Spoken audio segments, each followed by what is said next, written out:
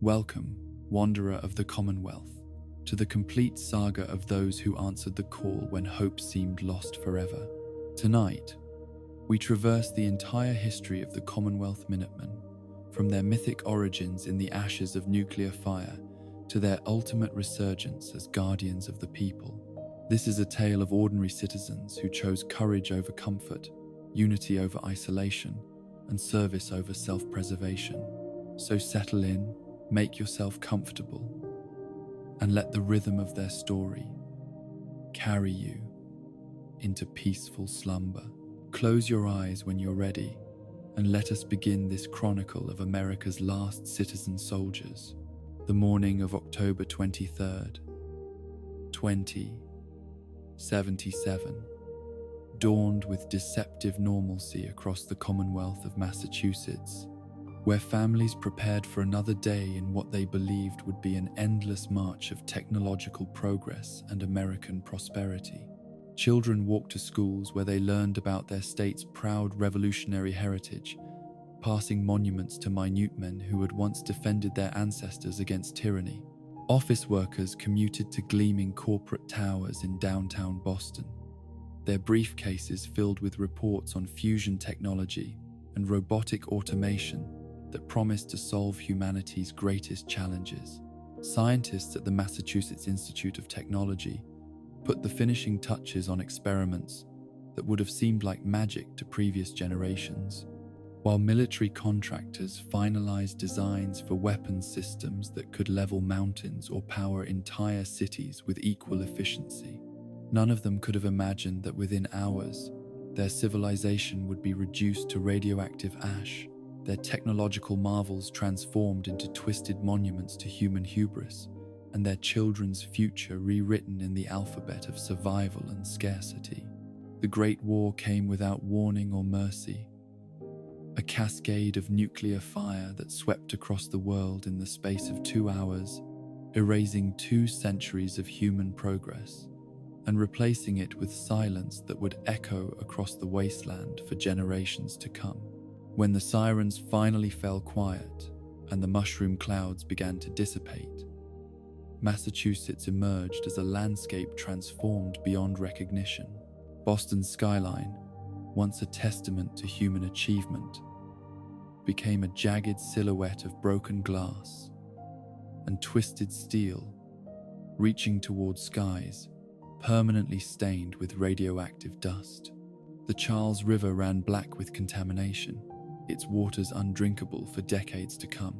The suburbs that had housed millions became graveyards of skeletal houses where families had gathered around dinner tables that would never be cleared, their occupants reduced to shadows, burned into walls by the atomic flash. But the Commonwealth's transformation went deeper than physical destruction. This region, which had been home to some of America's most prestigious universities and advanced research facilities, found its survivors surrounded by the remnants of technologies they could no longer understand or maintain. Pre-war robots wandered the ruins on corrupted programming, their metal shells concealing systems that might have saved lives if anyone still possessed the knowledge to repair them. Military installations lay abandoned, their weapon caches sealed behind security doors that required access codes lost with the men who had created them. Research laboratories held the promise of medical miracles and scientific breakthroughs, but their survivors lacked the education to distinguish life-saving medicines from lethal compounds. The psychological impact of this technological orphanage cannot be overstated. The Commonwealth survivors were not simply homeless and hungry. They were intellectually dispossessed, cut off from the very knowledge that had defined their civilization's identity. Pre-war Massachusetts had prided itself on being the Athens of America, a place where brilliant minds gathered to push the boundaries of human understanding. Post-war Massachusetts became a place where illiterate scavengers picked through the bones of genius, searching for anything that might extend their lives by another day without comprehending the magnitude of what had been lost. The early survivors who emerged from Vault Tech's underground shelters or crawled from the basements of collapsed buildings faced a world that seemed designed to crush hope before it could take root. The seasons themselves had been altered by nuclear winter, creating unpredictable weather patterns that could bring killing frost in summer or unseasonable warmth that spawned new varieties of disease-carrying insects. The soil was poisoned with radioactive fallout that would contaminate crops for generations, forcing survivors to rely on pre-war canned goods that grew scarcer with each passing month. Water, the most basic necessity of life, became a constant source of anxiety and calculation. The Commonwealth's lakes and streams glowed with radioactive contamination that could kill slowly through accumulated exposure, or quickly through direct consumption.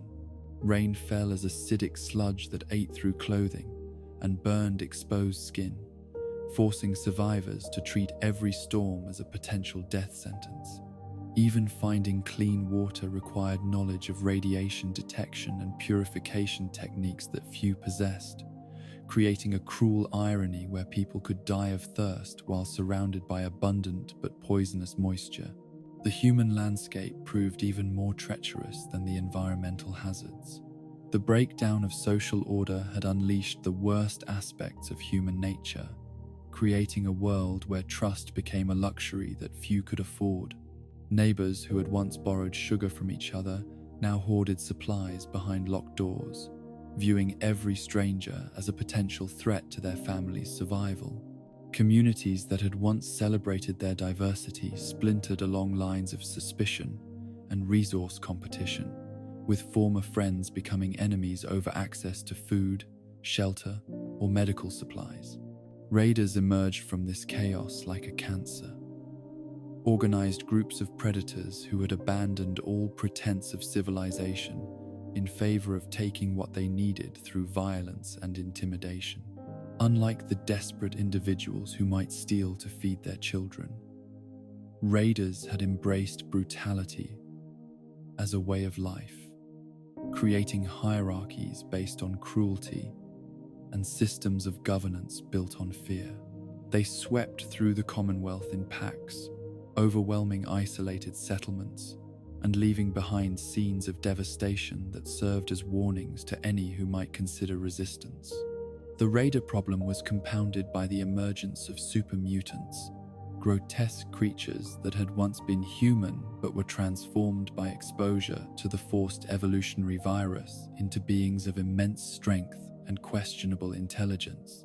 These monsters roamed the wasteland in search of fresh subjects for their twisted experiments, kidnapping survivors to drag them back to facilities where they would be dipped in vats of green liquid and transformed into new members of the super mutant army. The very existence of these creatures served as a constant reminder that the war had unleashed forces beyond human understanding or control. Feral ghouls presented yet another threat to the scattered survivors, shambling hordes of humans whose exposure to radiation had rotted their flesh and destroyed their minds, while granting them a form of immortality that served only to prolong their suffering. These creatures retained enough human appearance to create moments of heart-stopping terror when survivors encountered them, mistaking their approach for that of fellow humans in need of help. The realization that these things had once been people, perhaps neighbors or family members, added a psychological dimension to their threat that went beyond mere physical danger. As if environmental hazards, resource scarcity, and hostile humans were not sufficient challenges, the Commonwealth survivors also had to contend with the unpredictable behavior of pre-war technology that continued to function without human oversight. Military robots still patrolled their assigned routes decades after receiving their last commands, attacking anyone who violated perimeters that no longer had any strategic significance. Automated defense systems protected facilities that contained nothing but dust and bones, their sensors still vigilant for intruders who posed no threat to installations that served no purpose. The combination of these factors created a psychological environment where hope itself became a form of madness. Survivors learned to think in terms of days rather than years, meals rather than careers, shelter rather than homes. The very concept of community, which had once been the foundation of Massachusetts society, became associated with vulnerability and target identification. To gather in groups was to present a more attractive target for raiders. To build permanent structures was to invest effort in something that could be destroyed overnight. To trust others was to risk betrayal when resources became scarce. Yet, even in this landscape of despair, the human capacity for adaptation slowly began to assert itself. The first winter after the war killed thousands who lacked the knowledge or resources to survive exposure to radioactive snow and freezing temperatures that seemed to ignore the calendar. But those who lived through that deadly season learned lessons that they passed on to others, creating small pools of survival knowledge that gradually expanded into practical wisdom about post-war existence. Scavenging became a science practiced by those who learned to read the signs of valuable materials hidden beneath debris and destruction. They developed techniques for testing food safety without radiation detectors, methods for purifying water using improvised filtration systems, and strategies for avoiding the territories claimed by raiders or super mutants. Most importantly, they began to understand that survival required not just individual cunning, but the cooperation of small groups who could share knowledge, resources, and the psychological burden of constant vigilance. The settlements that began to emerge from this harsh education were modest affairs, usually centered around some form of natural or artificial fortification that could provide protection against both environmental hazards and human threats. A partially collapsed overpass might serve as the foundation for a trading post where scavengers could exchange goods and information. An intact water treatment facility could become the heart of a farming community that attracted settlers willing to work contaminated soil in exchange for access to clean drinking water. An abandoned school or office building might house a group of survivors who had banded together for mutual protection and shared labor. These early settlements were fragile experiments in post-war civilization, constantly threatened by forces beyond their control or preparation. A single successful raider attack could scatter a community that had taken years to establish. A contaminated water source could force the abandonment of crops and shelter that represented months of back-breaking labor. The death of a key leader or skilled craftsman could leave a settlement without essential knowledge needed for continued survival. But the settlements that endured began to develop characteristics that would later become central to the Minutemen philosophy. They learned to value cooperation over competition, understanding that the harsh realities of post-war life made individual success meaningless without community survival. They developed informal systems of mutual aid where stronger members supported weaker ones, not out of charity but from recognition that everyone's survival depended on everyone else's well-being. Most importantly, they began to understand that defense was not a luxury to be purchased when resources allowed, but a necessity that required constant attention and community participation. The Commonwealth's geography played a crucial role in shaping these early survival communities. The region's colonial-era architecture, built to last centuries, provided more intact structures than areas dominated by modern construction techniques. Stone foundations and thick wooden beams had weathered the atomic storm better than steel and glass, creating pockets of habitable space that could be reinforced and defended by survivors with limited tools and materials. The dense network of roads and railways that had once connected Massachusetts communities became lifelines for communication and trade between settlements, though they also served as highways for raiders and other threats. More significantly, the Commonwealth's revolutionary heritage provided a psychological foundation that survivors could build upon when cooperation became necessary for survival. The names of towns like Lexington and Concord carried historical weight that reminded people of their ancestors' willingness to stand together against overwhelming odds. The monuments and memorials that dotted the landscape served as tangible connections to a time when ordinary citizens had organized themselves into effective fighting forces dedicated to protecting their communities from external threats. This historical consciousness was not immediately apparent in the chaos following the Great War, but it began to surface as settlements stabilized and survivors had time to think beyond immediate survival needs. Children born after the war grew up playing among ruins that still bore the marks of revolutionary history, unconsciously absorbing lessons about courage, sacrifice, and community defense that would later influence their adult choices. Adults who remembered pre-war history began to tell stories that connected their current struggles with the challenges faced by previous generations of Massachusetts residents. The seeds of what would become the Commonwealth Minutemen were planted during this period of gradual stabilization, though they would not sprout into organized form for decades to come. Every settlement that chose cooperation over isolation contributed to the foundation. Every community leader who prioritized civilian protection over personal power added to the ethical groundwork.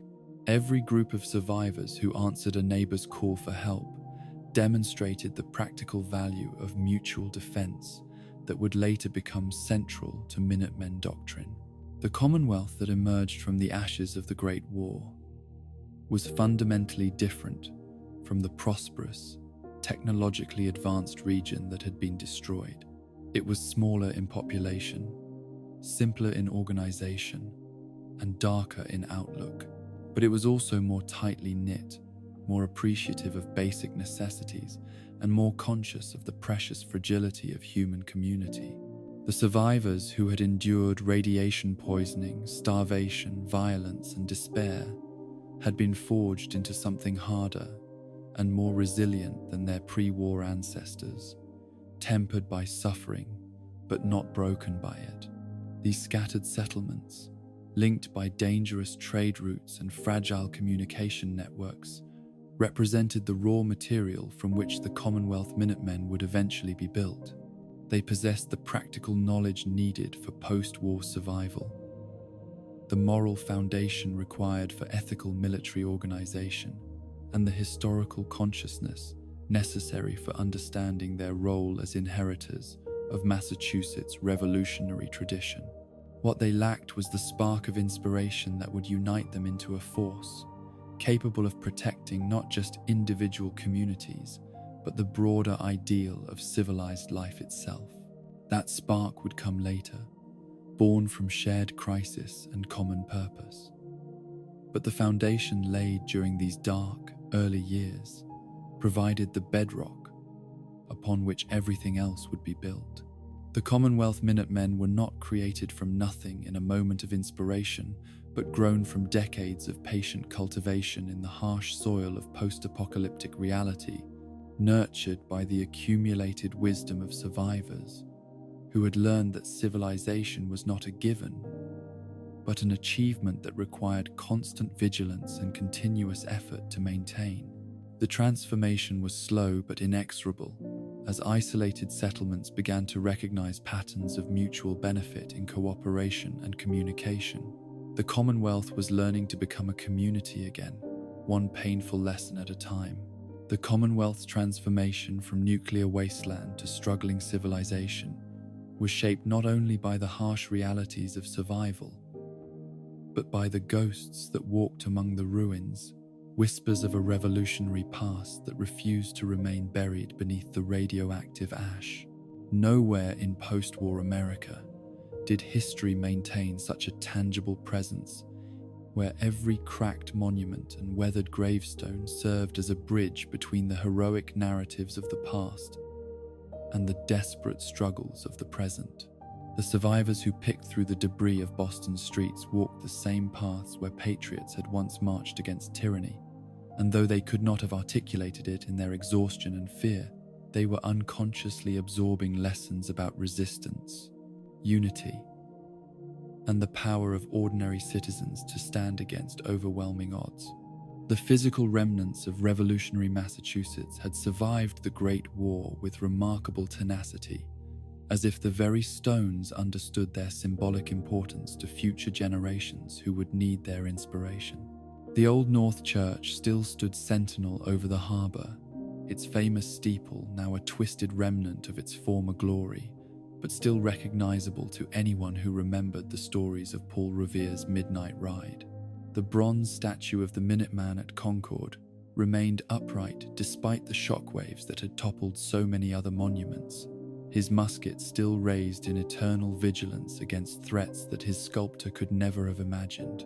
Boston Common, that ancient heart of revolutionary gathering, had been transformed by nuclear fire into something alien yet familiar, its trees skeletal, and its grass replaced by strange growths that glowed faintly in the darkness.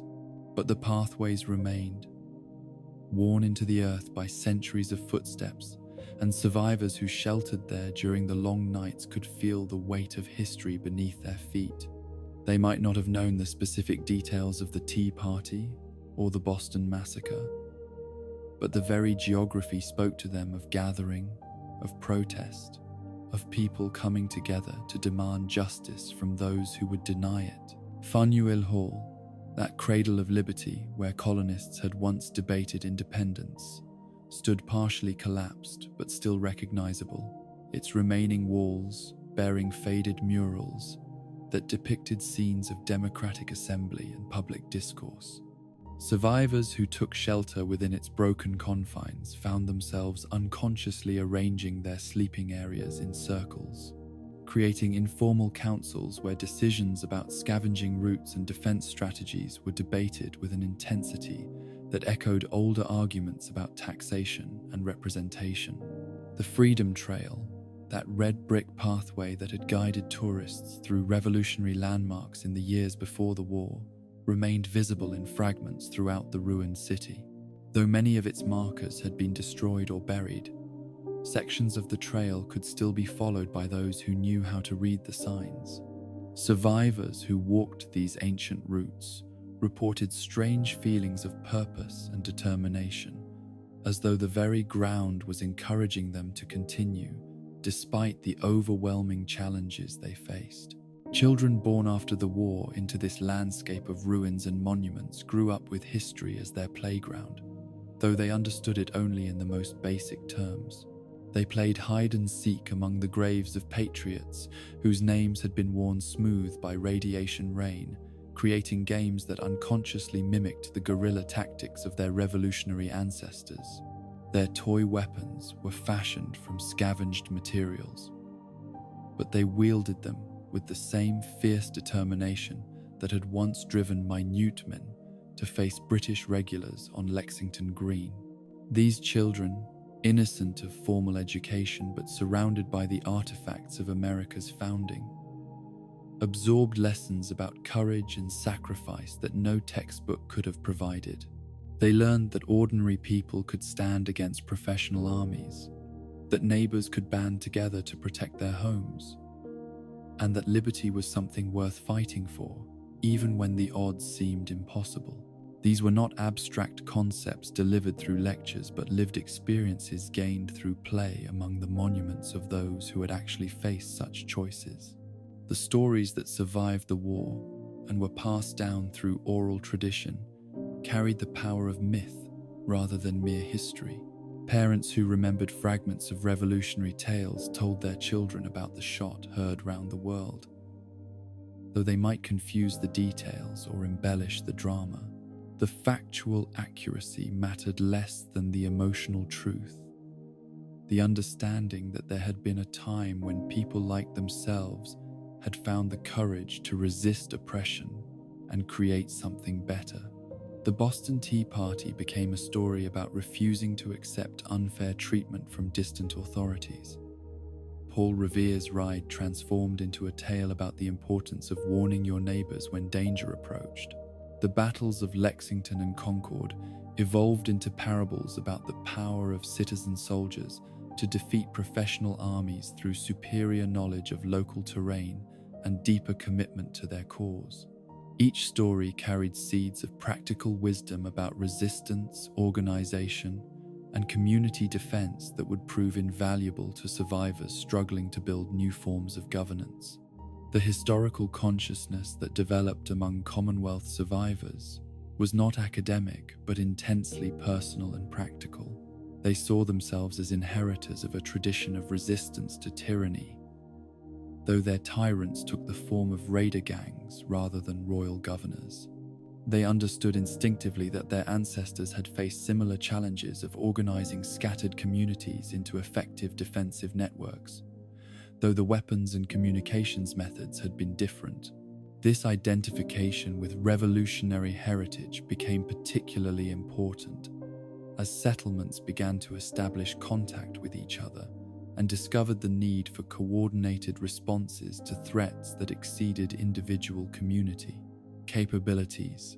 The language of resistance that had served Massachusetts revolutionaries provided a vocabulary for discussing concepts like mutual defense, voluntary cooperation, and citizen soldiers that helped survivors articulate their own needs and aspirations.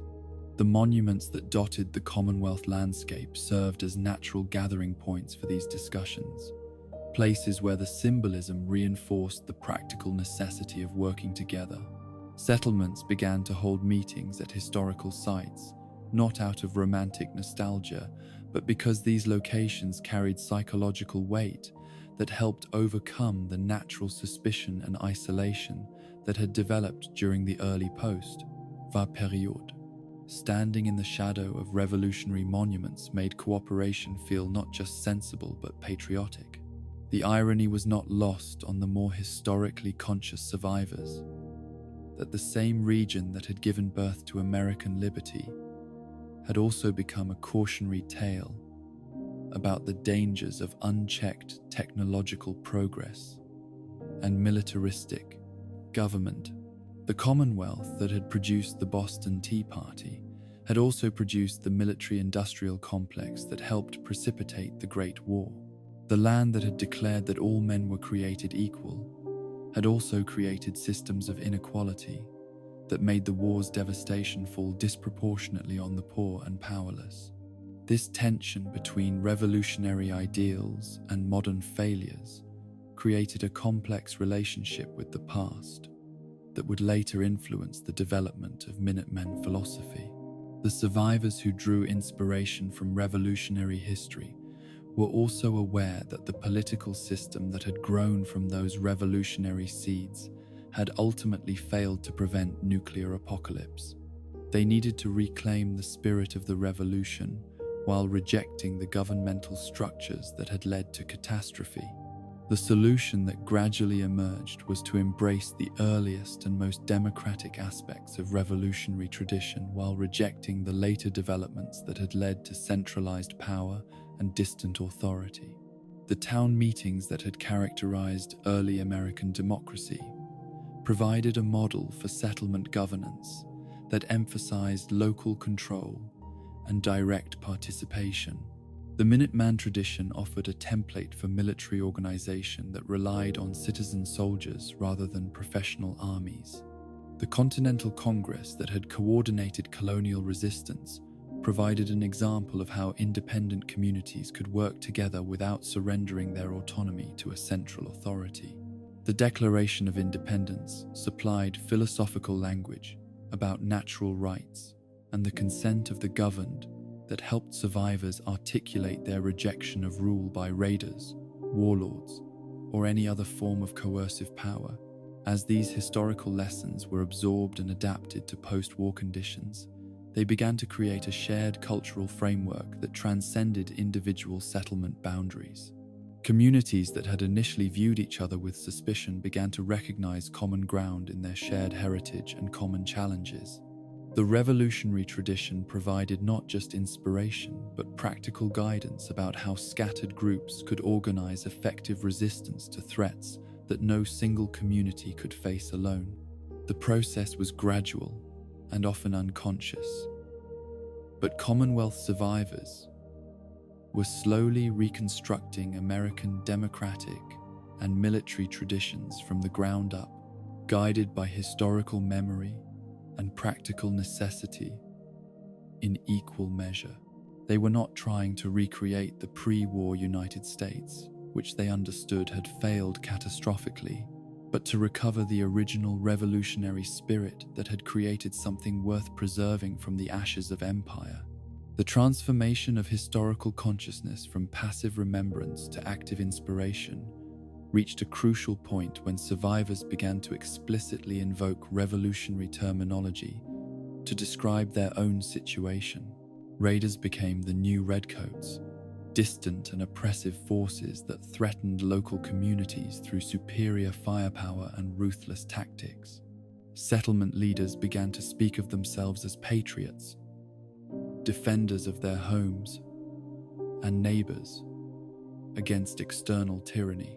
Most significantly, the term Minuteman began to resurface in discussions about local defense, not as historical curiosity, but as contemporary job description.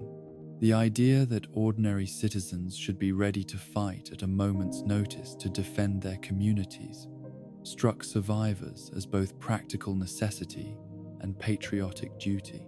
The revolutionary precedent gave legitimacy to the concept of citizen soldiers while providing tactical models for how such forces might be organized and employed. The geographical features that had shaped revolutionary warfare also influenced post-war tactical thinking. The same forests that had sheltered colonial guerrillas could conceal modern defenders from raider attacks. The stone walls that had provided cover for Minutemen against British regulars could protect settlement militias against super mutant assaults. The network of roads and trails that had enabled revolutionary communication could serve post-war communities trying to coordinate mutual defense. The urban landscape of Boston, with its narrow streets and numerous hiding places, naturally favored defenders who knew the terrain over attackers who were unfamiliar with local conditions. Survivors who had grown up among the ruins possessed advantages similar to those that had enabled colonial resistance fighters to outmaneuver professional armies. The lessons of revolutionary warfare remained relevant because the basic dynamics of asymmetric conflict had not changed despite technological advances. The psychological impact of living among revolutionary monuments extended beyond tactical considerations to deeper questions about identity and purpose. Survivors who might otherwise have seen themselves as victims of historical catastrophe began to understand themselves as inheritors of a tradition of resistance and renewal.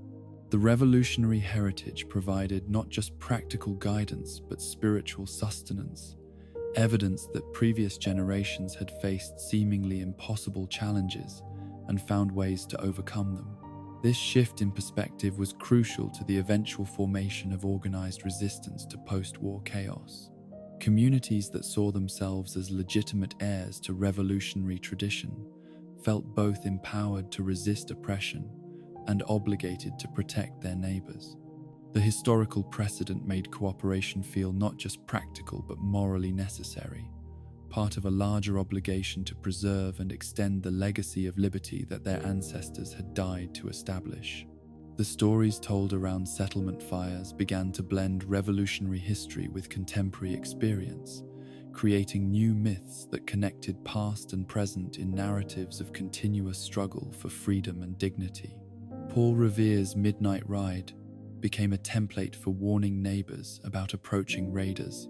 The Minutemen who had faced British soldiers at Lexington and Concord became models for modern citizens who might need to defend their homes against super mutants or other threats. These stories were not historically accurate in any academic sense, but they served the more important function of providing psychological and cultural resources that helped survivors maintain hope and purpose in the face of overwhelming challenges. The revolutionary tradition offered evidence that ordinary people could make extraordinary differences when they were willing to work together and sacrifice for common goals. The Commonwealth's unique position as both the birthplace of American liberty and a post-war wasteland created opportunities for cultural renewal that were not available in other regions. The same historical monuments that reminded survivors of past glory also challenged them to prove worthy of their inheritance.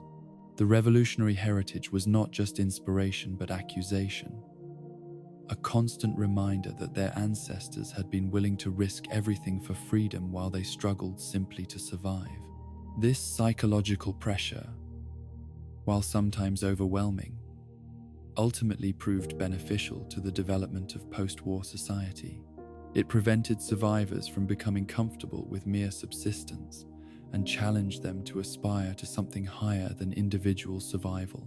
The revolutionary tradition demanded that they think beyond their immediate needs to consider what kind of society they wanted to rebuild and what values they wanted to preserve for future generations.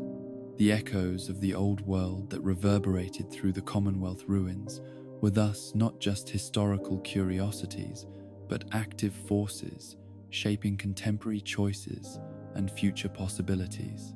The monuments and stories and symbols that had survived nuclear fire continued to influence human behavior centuries after their creation, demonstrating the power of ideas to transcend the destruction of the civilizations that had originally embraced them. As scattered settlements began to coalesce into larger networks of cooperation and mutual defense, they carried with them this accumulated weight of historical consciousness. The Commonwealth Minutemen, when they finally emerged as an organized force, would be not just a practical response to post-war threats, but a continuation of revolutionary tradition adapted to new circumstances and challenges. The ghosts of patriots past had found new bodies in which to continue their eternal struggle for liberty and justice. The morning mist hung low over the ruins of Concord as delegates from scattered settlements across the Commonwealth began their careful journey toward what would become the most significant gathering in post-war Massachusetts history. Each representative carried with them not only the hopes and fears of their community, but also the accumulated wisdom of decades spent learning how to survive in a world that seemed designed to extinguish hope before it could take root. They traveled by different routes, and at different times, their movements coordinated through a network of signals and messengers that represented the first tentative steps toward the communication systems that would later bind the Commonwealth together in mutual defense. The choice of Concord as the meeting place was not accidental but deeply symbolic, reflecting the historical consciousness that had gradually awakened among survivors who found themselves living among monuments to an earlier generation's struggle for freedom and self-determination. The town that had once witnessed the shot heard round the world seemed the natural location for discussions that might determine whether post-war Massachusetts would descend into permanent chaos or find some path towards stability and cooperation. The very ground beneath their feet carried memories of citizen soldiers who had faced impossible odds with nothing but determination and the conviction that their cause was just. The delegates who gathered in that crisp autumn of 2142 represented communities whose survival had depended on their ability to learn hard lessons about cooperation, resource management, and defense against threats that ranged from environmental hazards to organized human predation. Sanctuary Hills sent Martha Rodriguez, a former teacher whose calm demeanor concealed steel forged in the crucible of leading her community through 3 separate raider attacks. Ten Pines Bluff was represented by Samuel Chen, an engineer whose technical skills had enabled his settlement to establish one of the first reliable water purification systems in the region, making his community a vital resource for neighboring areas. From the rebuilt sections of Lexington came David Morrison, a man whose grandfather had told him stories of the original Minutemen, and who had spent years contemplating how those historical lessons might apply to contemporary challenges. The delegates from Red Rocket Settlement included Sarah Washington, whose organizational abilities had transformed an abandoned truck stop into a thriving trading post that served as an informal communication hub for the Northern Commonwealth. Each representative brought unique perspectives shaped by their community's specific challenges and successes, but all shared the understanding that isolation was a luxury their dangerous world could no longer afford. The early sessions of what would later be remembered as the Concord Convention were marked by the natural wariness of people who had learned through bitter experience that trust was a commodity more valuable than food or ammunition. These were individuals who had survived by questioning every stranger's motives and evaluating every alliance for potential betrayal. The process of building confidence among delegates required patience and careful demonstration of good faith that began with small gestures and gradually expanded to more substantial commitments. The first breakthrough came when Martha Rodriguez shared detailed intelligence about raider movements in her area, providing information that potentially saved the other communities from attacks they had not anticipated. This act of voluntary vulnerability, sharing knowledge that could have been hoarded for Sanctuary Hill's exclusive benefit, demonstrated the kind of thinking that would need to become commonplace if the proposed alliance was to function effectively. Other delegates responded with similar contributions, creating a snowball effect of information sharing that revealed the extent to which their community's challenges were interconnected. Samuel Chen's presentation of his water purification techniques marked another crucial moment in the development of trust and cooperation. Rather than protecting his community's technological advantage, he offered to share the knowledge freely with any settlement that needed it, recognizing that strengthening his neighbors ultimately strengthened his own community's security. This generous approach to intellectual property would later become a cornerstone of Minutemen philosophy, distinguishing them from factions that hoarded knowledge as a source of power over others. The discussions that followed revealed the sophisticated understanding these survivors had developed about the nature of threats in their post-war environment. Raiders, they recognized, succeeded not through superior firepower or tactics, but through their ability to concentrate force against isolated targets while avoiding coordinated opposition.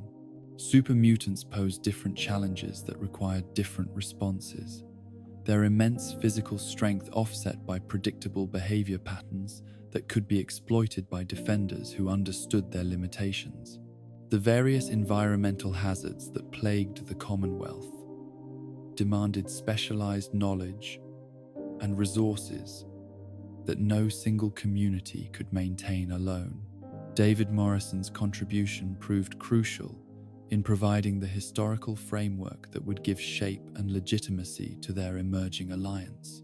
His knowledge of how the original Minutemen had organized themselves into an effective fighting force while maintaining their civilian identities and community loyalties offered a template for modern adaptation. The historical precedent helped delegates understand that citizen soldiers were not a romantic fantasy, but a proven concept with practical applications to their current situation. The debate over communication systems revealed both the practical challenges and the philosophical principles that would define the emerging organization. Sarah Washington's experience at Red Rocket had taught her that information was only valuable if it could be transmitted quickly and accurately across distances, but the technology required for effective communication was scarce and vulnerable to disruption. The delegates needed to develop redundant systems that could function despite equipment failures, weather interference, and deliberate sabotage by hostile forces. The solution they developed combined low technology reliability with high technology capabilities wherever possible. Signal fires and smoke columns could carry basic messages across long distances using materials available to any settlement.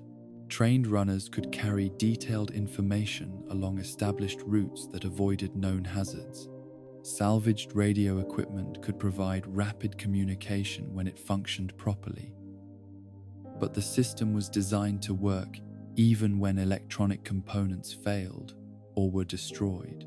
The establishment of response protocols required delicate balance between rapid deployment and careful verification of threats. False alarms could exhaust volunteer militias and undermine confidence in the communication system, but delayed responses could result in the destruction of communities that had trusted the Alliance to provide timely assistance. The delegates developed a graduated system that began with preliminary alerts based on initial reports and escalated through successive levels of confirmation and response until full mobilization was achieved. Martha Rodriguez insisted that any military organization they created must remain subordinate to civilian authority, reflecting lessons learned from pre-war history about the dangers of military forces that became independent of democratic oversight. This principle would later distinguish the Minutemen from other post-war factions, whose military capabilities often became tools for political domination rather than community protection. The volunteer nature of service was established, not just as a practical necessity given limited resources, but as a philosophical commitment to ensuring that citizen soldiers remained citizens first, and soldiers only when circumstances demanded. The question of leadership hierarchy proved one of the most contentious issues addressed by the convention, with delegates struggling to balance the need for effective command and control against their deep suspicion of centralized authority. Their pre-war experience had taught them that distant governments often prioritized their own survival over the welfare of ordinary citizens.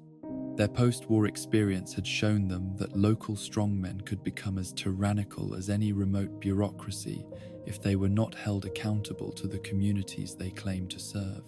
Samuel Chen proposed the solution that would eventually evolve into the Minutemen's distinctive command structure.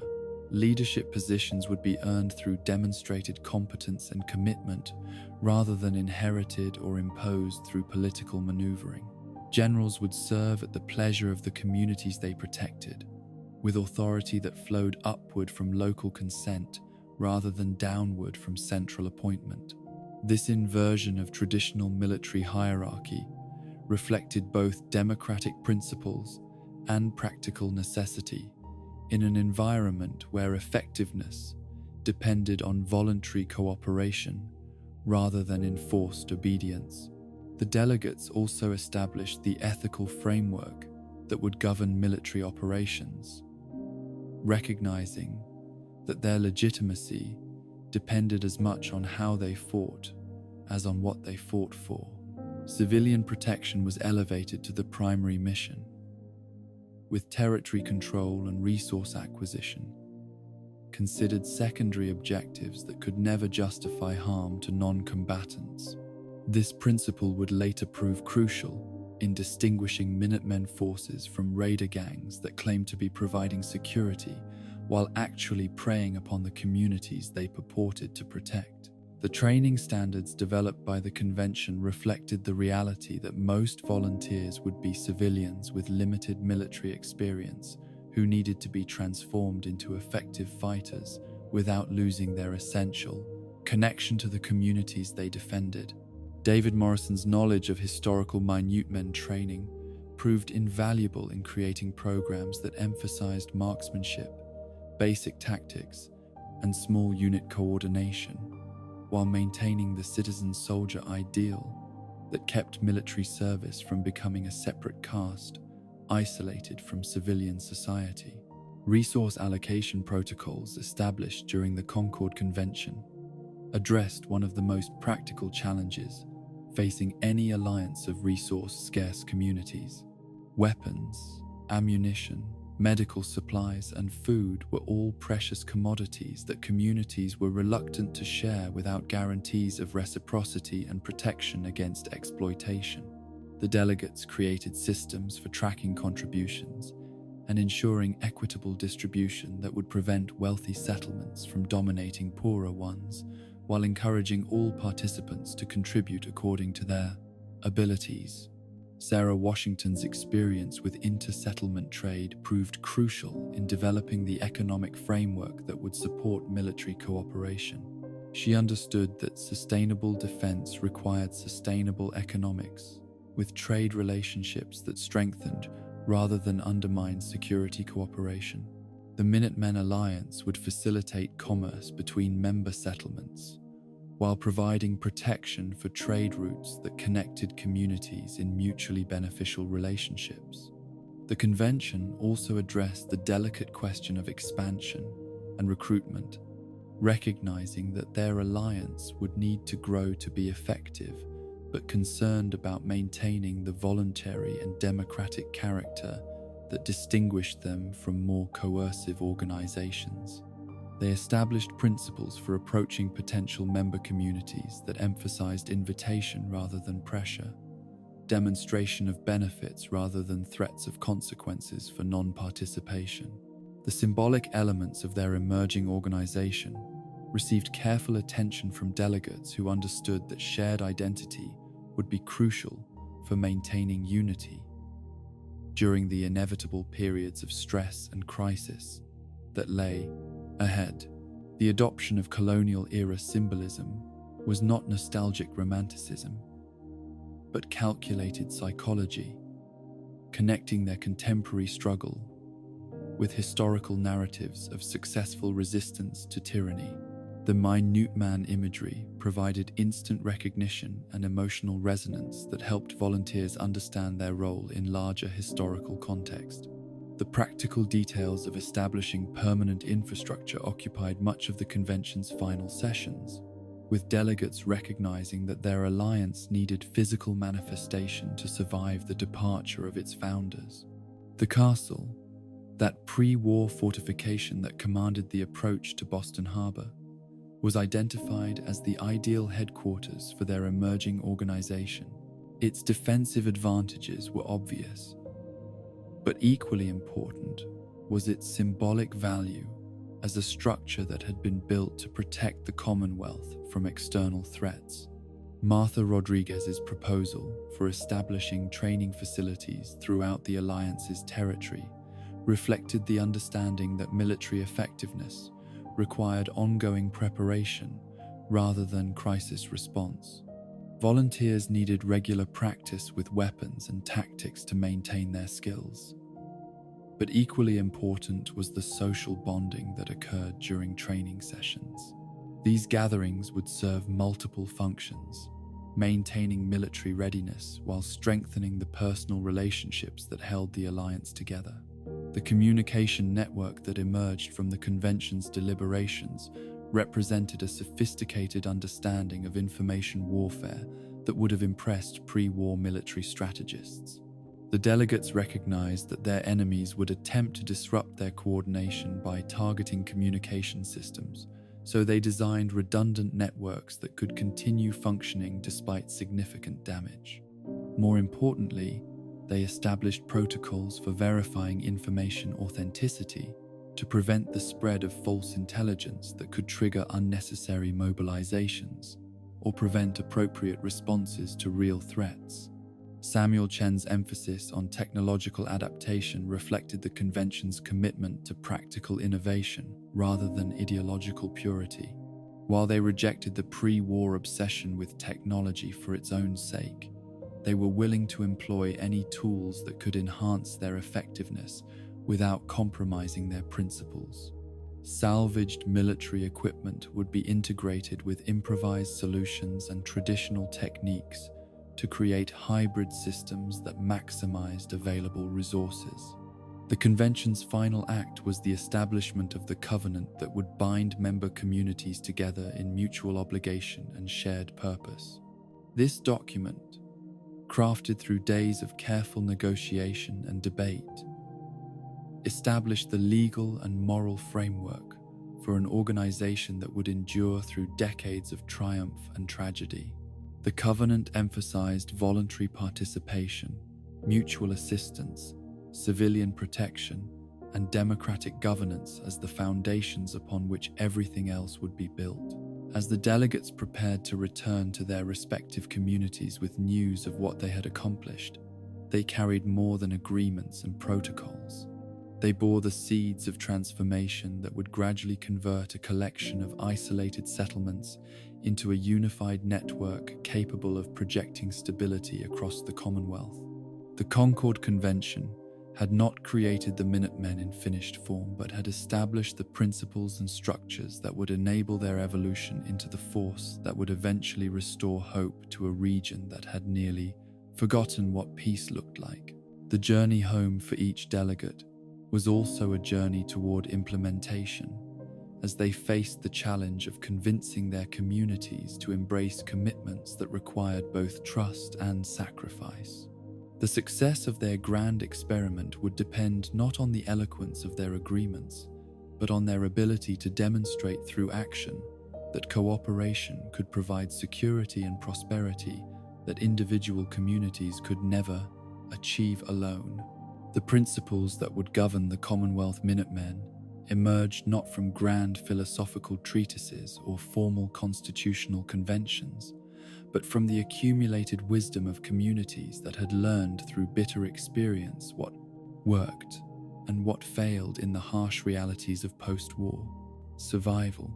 These unwritten laws crystallized gradually through countless decisions made in moments of crisis, debate, and reflection, creating a framework of governance that balanced the urgent necessity of effective defense with the deeper human need for dignity, autonomy, and moral purpose. In a world that seemed designed to crush all three, the foundation of this constitutional framework rested on the revolutionary principle that legitimate authority flowed upward from the consent of the governed, rather than downward from the commands of rulers. This was not abstract political theory, but practical necessity, born from the understanding that volunteer soldiers could not be compelled to fight effectively if they did not believe in the cause they served and trust the leaders who directed their efforts. Every Minuteman who answered the call to defend a threatened settlement did so through personal choice rather than legal obligation, making their service both more valuable and more fragile than that of professional soldiers bound by military discipline. The concept of voluntary service extended beyond simple recruitment to encompass every aspect of Minutemen organization and operation. Communities chose to join the alliance through democratic decision-making processes that respected local autonomy while establishing mutual obligations. Individual volunteers decided their level of participation based on personal circumstances, family responsibilities, and available time, rather than arbitrary quotas imposed from above. Even general officers served at the pleasure of the communities they protected, with authority that could be withdrawn if their leadership proved ineffective or contrary to Minutemen principles. This emphasis on voluntary participation created both strengths and vulnerabilities that would shape the organization's entire history. The strength lay in the genuine commitment of members who served because they believed in the cause rather than because they had been forced to do so. Minutemen fought with the fierce determination of people defending their own homes and families because, in most cases, that was exactly what they were doing. Their willingness to endure hardship and risk their lives derived from personal investment in the outcomes of their struggles rather than abstract loyalty to distant authorities. The vulnerability inherent in voluntary service was the constant possibility that members might withdraw their support if they lost confidence in leadership decisions or began to question the value of their sacrifices. Unlike professional armies that could maintain discipline through legal compulsion and punishment, the Minutemen depended entirely on maintaining the trust and enthusiasm of people who were free to walk away whenever they chose. This constraint forced leaders to remain accountable to their followers in ways that conventional military hierarchies often avoided. The principle of civilian protection was elevated to sacred status within Minutemen doctrine, serving as both practical guideline and moral touchstone for all organizational activities. This commitment went beyond the obvious military necessity of defending settlements against raiders and mutants to encompass a broader responsibility for preserving the conditions that allowed civilian life to flourish. Minutemen forces were expected to minimize collateral damage during combat operations, respect private property rights, and conduct themselves in ways that reinforced rather than undermined social stability. The practical implementation of civilian protection principles required careful attention to rules of engagement that distinguished legitimate targets from innocent bystanders, while maintaining tactical effectiveness against enemies who recognized no such distinctions. Raider gangs routinely used human shields and conducted operations from within civilian populations, creating moral dilemmas that tested Minutemen' resolve and ingenuity. The solutions developed through experience emphasized patience, precision, and acceptance of increased risk to friendly forces, rather than expedient tactics that might harm non-combatants. The constitutional framework also addressed the complex relationship between local autonomy and network coordination that would determine whether the Minutemen could function as a unified force while respecting the independence of member communities. Each settlement retained sovereignty over its internal affairs, including governance structures, economic policies, and social customs that did not conflict with alliance principles. The Minutemen organization could not impose political changes on member communities or interfere in local disputes unless they threatened regional security. This balance between autonomy and coordination required sophisticated communication systems that could facilitate consultation and consensus building without creating bureaucratic delays that might prove fatal during emergencies. The protocols developed for decision-making distinguished between routine matters that could be handled through normal democratic processes and crisis situations that demanded immediate responses based on pre-authorized guidelines. The general's authority expanded during military emergencies but contracted to advisory status once immediate threats had been addressed. The democratic ethos of the Minutemen extended to leadership selection processes that emphasized merit and community confidence over hereditary privilege or political maneuvering.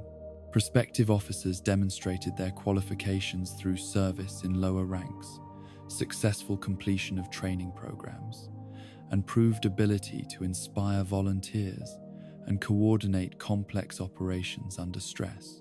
The communities that would be served by these leaders participated in their selection through formal and informal feedback mechanisms that ensured accountability to the people whose lives would depend on leadership decisions. The rotation of leadership responsibilities prevented the accumulation of personal power that might corrupt the democratic character of the organization. Generals served limited terms and were expected to return to civilian life rather than treating military rank as permanent status.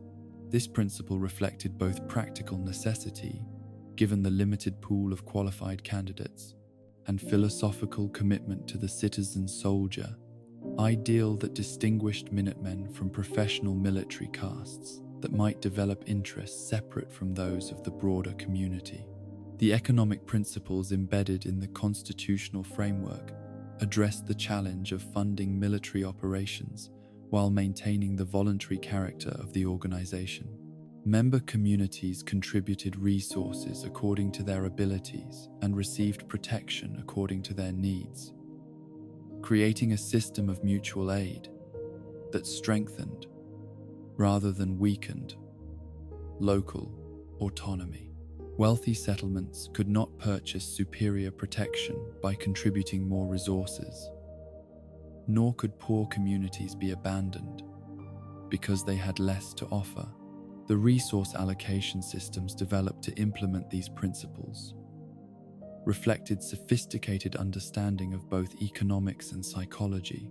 Communities that contributed food, ammunition, or medical supplies received equivalent value in military protection, intelligence information, or technical assistance. The accounting methods prevented exploitation while encouraging maximum participation from settlements that might otherwise choose to remain independent, rather than risk being taken advantage of by more powerful neighbors. The training doctrines established by the constitutional framework balanced the need for military effectiveness with the civilian character of the volunteers who would implement them. Minutemen received instruction in marksmanship, tactics, and leadership sufficient to make them effective fighters, while avoiding the extensive conditioning that might separate them psychologically from the communities they served. Training emphasized practical skills that had civilian applications, ensuring that time spent in military preparations strengthened rather than weakened local communities. The integration of civilian skills with military requirements created unique advantages that distinguished Minutemen forces from both professional armies and raider gangs. Engineers who volunteered for service brought technical knowledge that enhanced fortification, construction, and equipment maintenance. Teachers contributed organizational and communication abilities that improved coordination and training efficiency. Farmers and crafters provided logistical support that reduced dependence on external supply lines while strengthening economic relationships between allied settlements. The moral framework governing Minutemen conduct reflected the understanding that their legitimacy depended as much on how they fought as on what they fought for. Rules of engagement prohibited unnecessary violence, protected prisoner rights, and established accountability mechanisms for misconduct that might discredit the organization. These standards were not imposed from above, but developed through community discussion and consensus, creating ownership and commitment that external regulations could never have achieved. The enforcement of ethical standards required careful balance between maintaining discipline and preserving the voluntary character of service. Serious violations of conduct codes resulted in expulsion from the organization and loss of community support, rather than formal punishment through legal systems that did not exist. This social enforcement mechanism proved more effective than legal compulsion because it addressed the root motivation for ethical behavior, the desire to maintain standing within communities that volunteers cared about more than life itself. The constitutional framework also established protocols for resolving disputes between member communities that might otherwise escalate into conflicts that would weaken the alliance. Mediation procedures emphasized face-to-face negotiation, facilitated by respected neutral parties, rather than formal adjudication by distant authorities. The goal was to preserve relationships and find solutions that addressed underlying concerns, rather than simply determining winners and losers through adversarial processes. The expansion policies embedded in the constitutional framework reflected lessons learned about sustainable growth and the dangers of overextension. New communities could join the alliance through invitation rather than conquest, with membership processes that educated prospective members about both benefits and obligations of participation. The voluntary nature of expansion ensured that growth strengthened rather than weakened organizational cohesion by adding members who were genuinely committed to Minutemen principles. The intelligence and communication networks established by the constitutional framework created capabilities that rivaled those of much larger and more technologically advanced organizations. The emphasis on redundancy and local initiative meant that the system could continue functioning despite significant damage to equipment or personnel. More importantly, the voluntary nature of participation encouraged innovation and initiative that formal hierarchies often suppressed. The relationship between the Minutemen organization and other post-war factions was governed by principles that prioritized cooperation where possible, while maintaining defensive readiness against groups whose methods or objectives conflicted with alliance values. Diplomatic protocols established clear boundaries for interaction while avoiding unnecessary provocations that might escalate into larger conflicts. The goal was to preserve Minutemen autonomy and principles while minimizing friction with neighbors who posed no direct threat to member communities.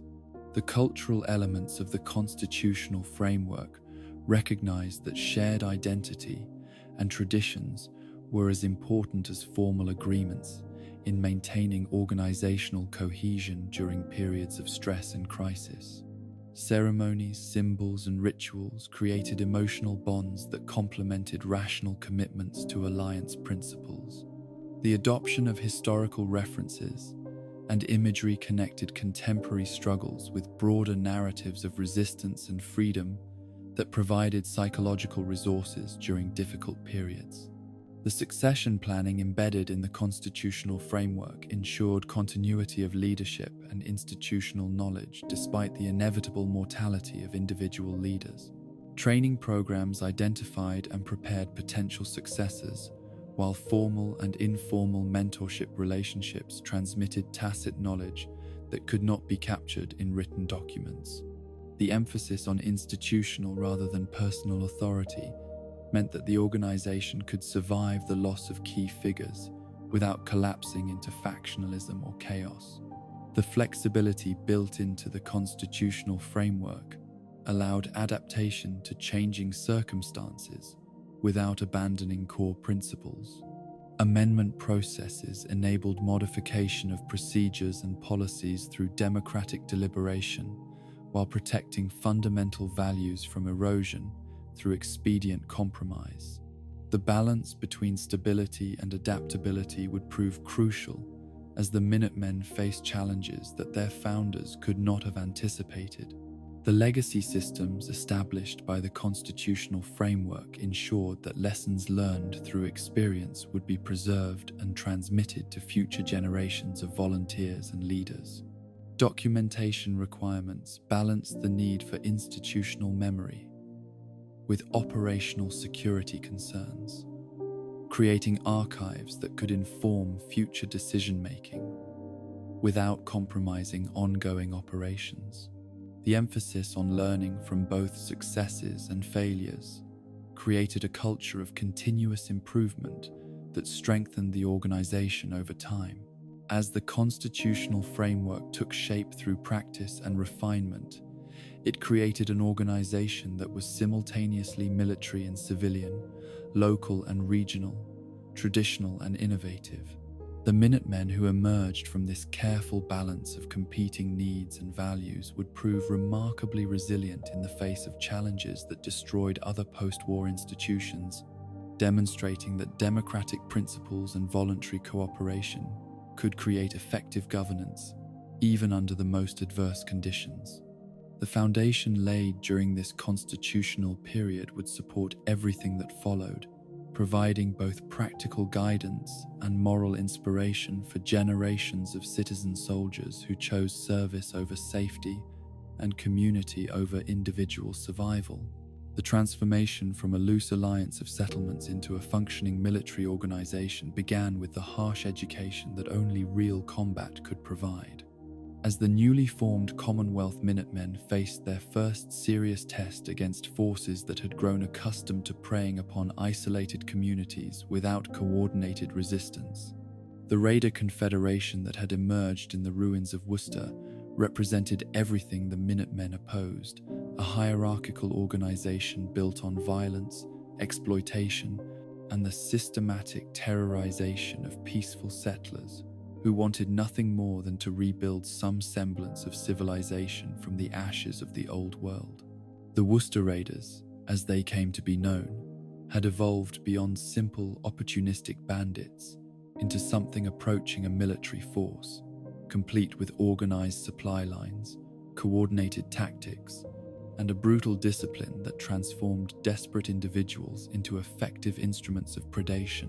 Their leader, a former military officer known only as Colonel Massacre, had retained enough pre-war knowledge to organize his followers into companies and battalions that could conduct complex operations across multiple settlements simultaneously, overwhelming local defenses through superior numbers and ruthless efficiency.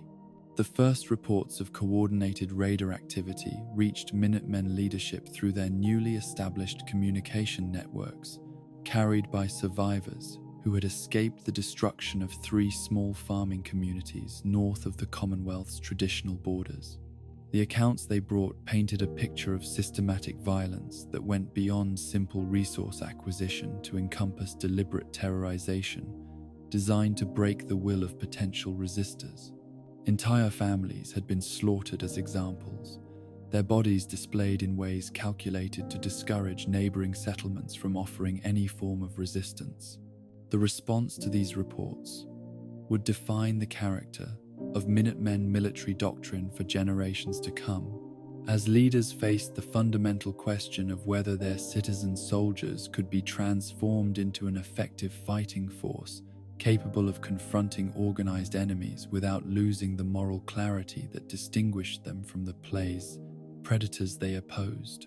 The decision to mobilize required careful consideration of both tactical realities and ethical implications, understanding that how they chose to fight would be as important as whether they could achieve victory. Martha Rodriguez, whose experience leading Sanctuary Hills through multiple crises had established her as one of the Minutemen's most respected voices, argued for a defensive strategy that would draw the raiders into prepared positions where local knowledge and community support could offset the enemy's advantages in numbers and equipment. This approach aligned with traditional Minutemen tactics from the Revolutionary War, using mobility and terrain knowledge to avoid decisive battles while gradually wearing down enemy forces through attrition and psychological pressure. Samuel Chen, whose engineering background had made him invaluable in establishing fortifications and communication systems, proposed a more aggressive strategy that would strike at raider supply lines and command structures before they could consolidate their gains and prepare for extended campaigns. His analysis of Worcester Raider capabilities suggested that their organization, while impressive for a post-war force, remained vulnerable to disruption if key nodes could be eliminated through precise application of force at critical moments. The synthesis of these approaches, developed through intense debate and refined through small-scale trials, became the foundation of Minutemen military doctrine that balanced aggressive initiative with defensive preparation, rather than waiting passively for attacks that would come at times and places of enemy choosing. Minutemen forces would seek to control the tempo and location of conflicts through preemptive action guided by intelligence, gathered through their expanding network of allied settlements and sympathetic traders. The first major engagement occurred near the ruins of Fitchburg, where a Minutemen force of 23 volunteers intercepted a raider column that was moving to attack a settlement whose population included several families with young children. The tactical situation was deliberately chosen to favor the defenders, with the interception taking place in terrain that channeled the raiders into a narrow valley where their numerical advantage could not be fully utilized, and their escape routes could be controlled by small groups positioned on the surrounding heights. David Morrison led the Minutemen force with tactics that consciously echoed those employed by his revolutionary ancestors, using the terrain to multiply his limited numbers while maintaining the flexibility to withdraw if the engagement turned against his forces. The volunteers under his command were farmers, mechanics, and shopkeepers who had spent months training for exactly this type of encounter.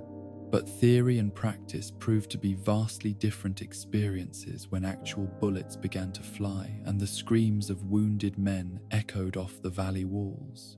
The psychological impact of first combat tested every aspect of Minutemen training and preparation, as volunteers who had practiced military maneuvers with calm precision found themselves struggling to maintain discipline when confronted with the chaos and terror of actual warfare. Some performed with courage that surprised even their leaders, demonstrating natural tactical instincts and coolness under fire that had been hidden during peacetime exercises. Others discovered that their commitment to community defense had limits when confronted with the immediate possibility of violent death far from home. The battle itself lasted less than 4 hours, but its consequences would influence Minutemen development for decades to come. The raiders, accustomed to facing disorganized and poorly equipped resistance, found themselves confronting disciplined fire from concealed positions that had been carefully prepared to maximize defensive advantages. Their initial assault, conducted with the overconfidence born from months of easy victories, shattered against prepared positions held by volunteers who understood that retreat meant abandoning their neighbors to massacre and enslavement. Colonel Massacre himself was killed during the third raider assault, struck down by a sniper shot fired by Sarah Washington from a position she had held for 6 hours despite repeated attempts to dislodge her. His death broke the raiders' morale and organization, transforming their coordinated attack into a chaotic retreat that left 14 dead and scattered the survivors across the wasteland, where most would eventually be hunted down by Minutemen patrols or killed by the environmental hazards they encountered while fleeing. The victory at Fitchburg provided more than tactical success. It demonstrated to both Minutemen volunteers and Commonwealth settlements that organized resistance could succeed against seemingly overwhelming odds when guided by sound principles and executed with courage and discipline. The battle became a touchstone for recruitment efforts, proving that ordinary citizens could be transformed into effective soldiers without sacrificing the moral clarity that distinguished them from the enemies they fought. The lessons learned from first combat were immediately incorporated into training programs that became increasingly sophisticated as experienced volunteers shared their knowledge with new recruits. The importance of maintaining communications during battle led to the development of signal systems that could function despite the noise and confusion of combat. The psychological challenges of facing armed enemies resulted in stress inoculation training that prepared volunteers for the emotional as well as physical demands of military service. The establishment of the general as a formal leadership position emerged from the recognition that complex military operations required centralized command and coordination that transcended individual settlement boundaries. The first to hold this title was David Morrison, whose leadership at Fitchburg had demonstrated both tactical competence and the moral authority necessary to inspire volunteers to risk their lives for communities they had never seen and people they had never met. Morrison's conception of generalship differed fundamentally from pre-war military models, emphasizing service to communities rather than command over subordinates. His authority derived from the trust of volunteers and the consent of settlements rather than formal rank or institutional hierarchy. This inversion of traditional military relationships created both opportunities and challenges that would define Minutemen leadership for generations, requiring generals to earn their authority through demonstrated competence and maintained loyalty, rather than simply expecting obedience based on formal position. The expansion of military operations beyond single engagements to coordinated campaigns required the development of logistical systems that could sustain volunteer forces during extended operations while maintaining the civilian character that distinguished Minutemen from professional armies. Supply lines were established through networks of allied settlements that provided food, ammunition, and medical care based on mutual aid principles rather than financial transactions or military requisition. The intelligence networks that emerged from early military operations proved as valuable as weapons or fortifications in determining the success of Minutemen campaigns. Traders, travelers, and refugees provided information about raider movements and intentions that enabled preemptive strikes and defensive preparations. More importantly, the network created early warning systems that could alert threatened communities in time for evacuation or reinforcement, dramatically reducing civilian casualties during periods of increased conflict. The second major campaign targeted the super mutant stronghold that had been established in the ruins of a pre-war medical facility near Framingham, where a group of the creatures had been conducting experiments on captured humans that produced new varieties of mutant horrors. The tactical challenges posed by super mutants differed completely from those presented by human raiders, requiring new approaches to weapons selection, unit coordination, and casualty treatment that tested Minutemen adaptability and innovation. Super mutants possessed physical advantages that made direct confrontation extremely dangerous for human fighters, even those equipped with military-grade weapons salvaged from pre-war sources. Their immense strength and durability meant that tactics effective against raiders could prove suicidal when applied to mutant targets. The Minutemen response emphasized mobility, precision, and coordinated fire that could bring overwhelming force to bear for brief periods, while avoiding extended engagements that would favor the enemy's physical advantages. The Framingham operation required 3 weeks of careful preparation that included detailed reconnaissance, equipment modification, and specialized training for volunteers who would participate in the assault. Samuel Chen's technical expertise proved crucial in developing improvised explosive devices that could damage super mutant positions while minimizing risk to attacking forces.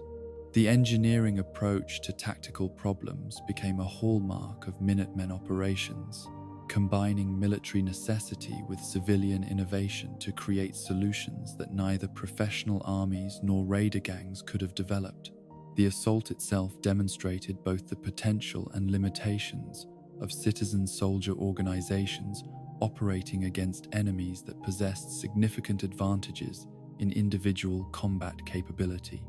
Minutemen forces succeeded in eliminating the super mutant threat through superior coordination and tactical preparation, but the cost in casualties was higher than any previous engagement had demanded.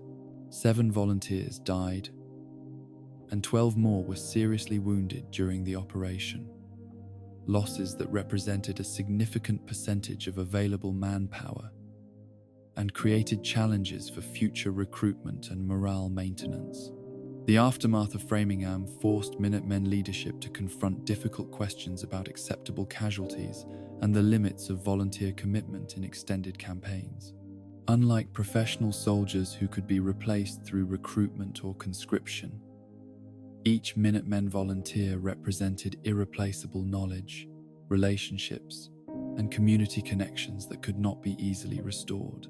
The loss of experienced personnel created tactical vulnerabilities, while the emotional impact of casualties threatened to undermine the voluntary participation that formed the foundation of the organization.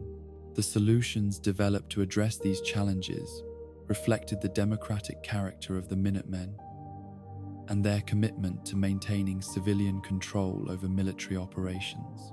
Casualty notification and support systems were established to ensure that communities understood and accepted the risks their volunteers faced, while providing assistance to families affected by military losses. Memorial services honored fallen volunteers while reinforcing the values and purposes that had motivated their sacrifice.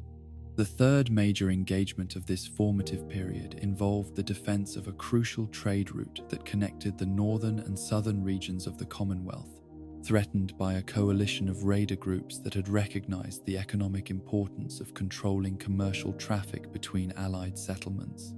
The tactical situation required Minutemen forces to operate over extended distances while coordinating with civilian traders and local militias, whose training and equipment varied significantly in quality and reliability. Martha Rodriguez commanded this operation, bringing organizational skills and diplomatic experience that proved essential in managing the complex relationships between military necessity and civilian commerce.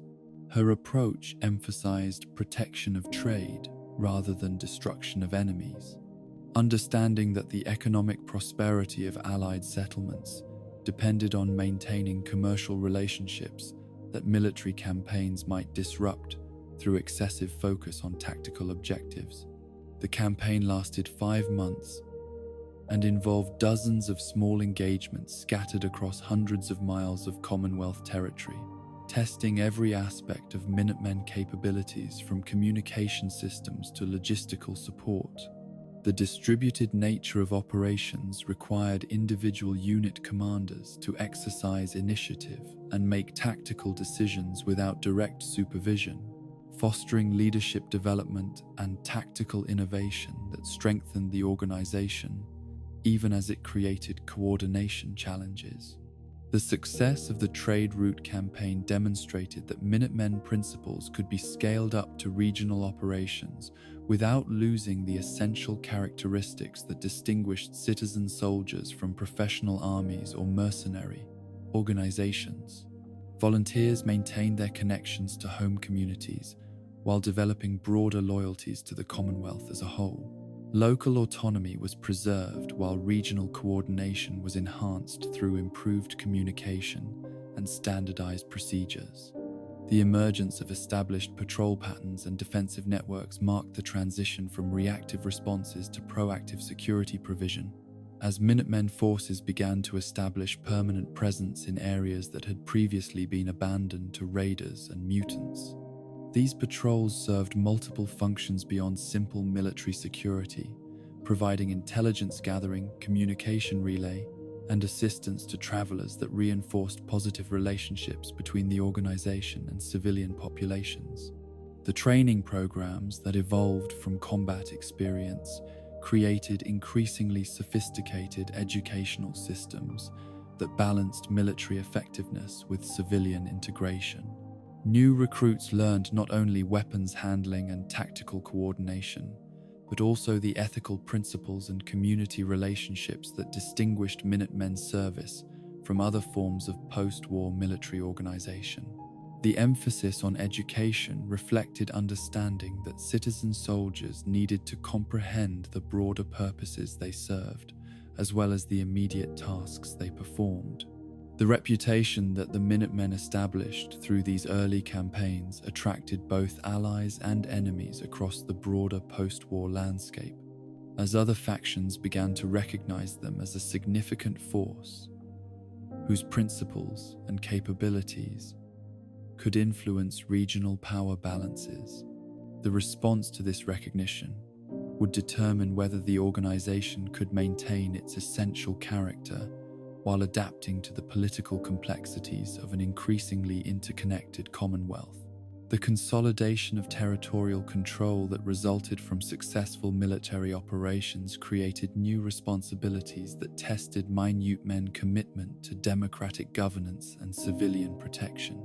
Areas cleared of raiders and mutants required ongoing security provision and administrative oversight that could easily evolve into the kind of territorial control that the organization's founders had specifically rejected as contrary to their principles of local autonomy and voluntary cooperation. The solutions developed to address these governance challenges reflected the maturity and sophistication that had emerged from years of practical experience in balancing competing demands and values. Rather than establishing direct control over cleared territories, Minutemen forces facilitated the emergence of local governance systems that could maintain security and resolve disputes through democratic processes, supported by, but not dominated by, military capability.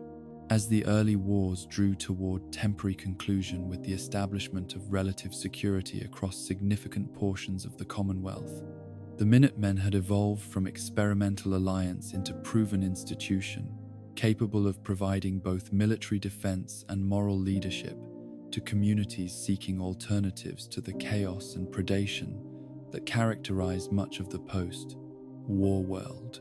The foundation laid during this period of combat and growth would support everything that followed, creating organizational culture and operational capabilities that could adapt to new challenges while maintaining essential character and purpose. The summer of 2287 brought with it the kind of deceptive peace that had become familiar to Commonwealth settlements during the decades following the Minutemen's establishment as a regional force a quietude that masked the gathering storm clouds of the most catastrophic defeat the organization would ever suffer. The routines of patrol schedules and training exercises had created a sense of normalcy that veteran volunteers sometimes mistook for genuine security, forgetting the fundamental truth that in the post-war world, safety was always temporary and vigilance could never be relaxed without inviting disaster upon those who depended on citizen soldiers for protection.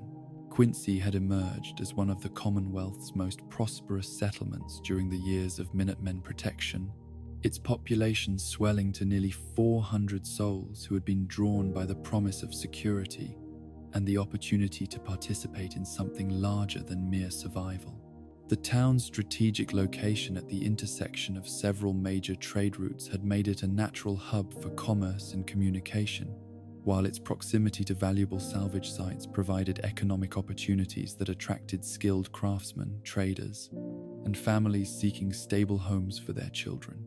The Minutemen garrison stationed at Quincy reflected the organization's evolution from desperate volunteers to an increasingly professional force, with 37 men and women who had been selected for their experience, training, and demonstrated courage in previous engagements. Their commander, Captain Elena Vasquez, had earned her position through 8 years of distinguished service that included participation in the Framingham operation and leadership of numerous successful patrol missions that had cleared raiders from the surrounding territory and established the security zone that enabled Quincy's prosperity. The intelligence networks that had served the Minutemen so effectively in previous campaigns began to show signs of degradation during the months preceding the Quincy disaster, as complacency and routine eroded the vigilance that had once characterized information gathering and threat assessment. Reports of increased raider activity in the southern regions were dismissed as seasonal fluctuations rather than indicators of coordinated mobilization. Unusual radio chatter intercepted by communication specialists was attributed to atmospheric interference rather than enemy coordination. Most critically, the failure of several outlying settlements to maintain regular contact was explained through assumptions about equipment failure rather than systematic elimination of early warning posts. The Raider Confederation that had been secretly organizing throughout the summer represented a level of coordination and strategic planning that exceeded anything the Minutemen had previously encountered, drawing together disparate gangs under the leadership of individuals who possessed both pre-war military knowledge and post-war understanding of Commonwealth vulnerabilities. The coalition included remnants of several groups that had been scattered by previous Minutemen campaigns, their hatred of the citizen soldiers intensified by personal losses and territorial displacement that had cost them resources and prestige within the brutal hierarchy of post-war predation. Jared Holt, the former Brotherhood of Steel paladin who had been expelled from that organization for excessive brutality and unauthorized civilian targeting, emerged as the primary architect of the anti-Minutemen coalition through a combination of tactical expertise and psychological manipulation that appealed to raider desires for revenge and profit. His knowledge of military organization enabled the transformation of chaotic bandit groups into coordinated strike forces, while his understanding of Minutemen doctrine provided insights into vulnerabilities that could be exploited by enemies willing to abandon all moral constraints in pursuit of victory. The plan that emerged from months of secret preparation was designed to achieve maximum psychological as well as tactical impact, recognizing that destroying the Minutemen's reputation for invincibility was as important as eliminating their military capability. Quincy was selected as the target, not only because of its strategic importance, but because its destruction would demonstrate that no settlement, regardless of size or defensive preparation, was safe from determined enemies willing to employ unlimited violence against civilian populations. The deception operations that preceded the main assault were carefully orchestrated to create false impressions of raider intentions and capabilities, drawing Minutemen attention towards secondary threats while concealing the true scale and objective of the impending attack. Reports of increased activity near Lexington caused Captain Vasquez to dispatch 6 of her most experienced volunteers on reconnaissance missions that would place them too far from Quincy to provide assistance when the real assault began. Similar misdirection efforts scattered other potential reinforcements across the Commonwealth, leaving the garrison isolated and unsupported during the critical hours when concentrated defense might have made the difference between victory and catastrophe. The assault began at dawn on September 15th, with coordinated strikes against communication facilities that severed Quincy's links to the broader Minutemen network, ensuring that calls for assistance could not be transmitted and that the scale of the attack would not be understood by potential reinforcements until too late to organize effective response. The raiders had learned from previous defeats that Minutemen's strength derived largely from their ability to concentrate scattered forces rapidly at threatened points, making communication disruption essential for preventing the kind of coordinated defense that had frustrated earlier attacks. The initial bombardment utilized salvaged military weapons that the raiders had acquired through months of systematic scavenging and black market trading, including artillery pieces and heavy weapons, whose destructive potential exceeded anything the Quincy garrison had prepared to withstand. The fortifications that had been constructed according to standard Minutemen engineering principles were adequate protection against small arms fire and improvised explosives, but they crumbled under the impact of ordnance designed to destroy pre-war military installations. Captain Vasquez's response to the opening barrage demonstrated both the tactical competence that had earned her command position and the fundamental limitations that would doom her garrison to destruction despite their courage and training.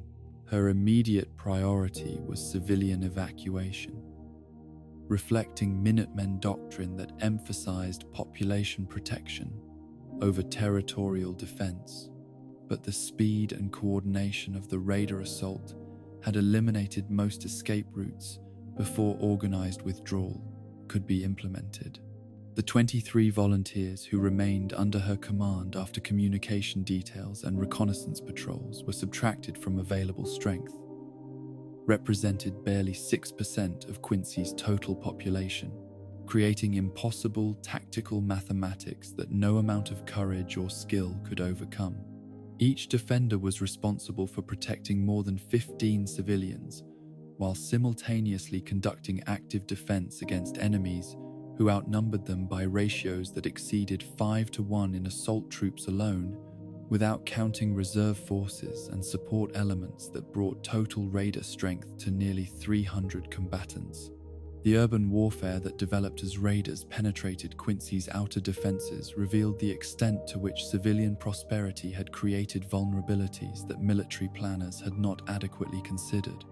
The commercial districts that had made the settlement economically successful also provided cover and concealment for attacking forces, while the residential areas that housed refugee families became tactical obstacles that limited defensive flexibility and created opportunities for enemy infiltration.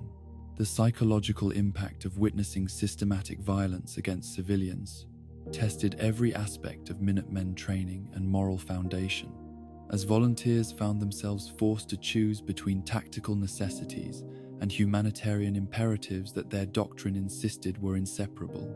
Elena Vasquez faced the agonizing decision of whether to concentrate her limited forces for maximum military effectiveness or disperse them to provide protection for as many civilian groups as possible, knowing that either choice would result in deaths that might have been prevented through different tactical approaches. The breakdown of organized defense occurred not through cowardice or tactical failure, but through simple mathematical reality. as the garrison's ammunition was exhausted faster than it could be replenished, and casualty rates exceeded the ability of remaining volunteers to maintain coherent resistance.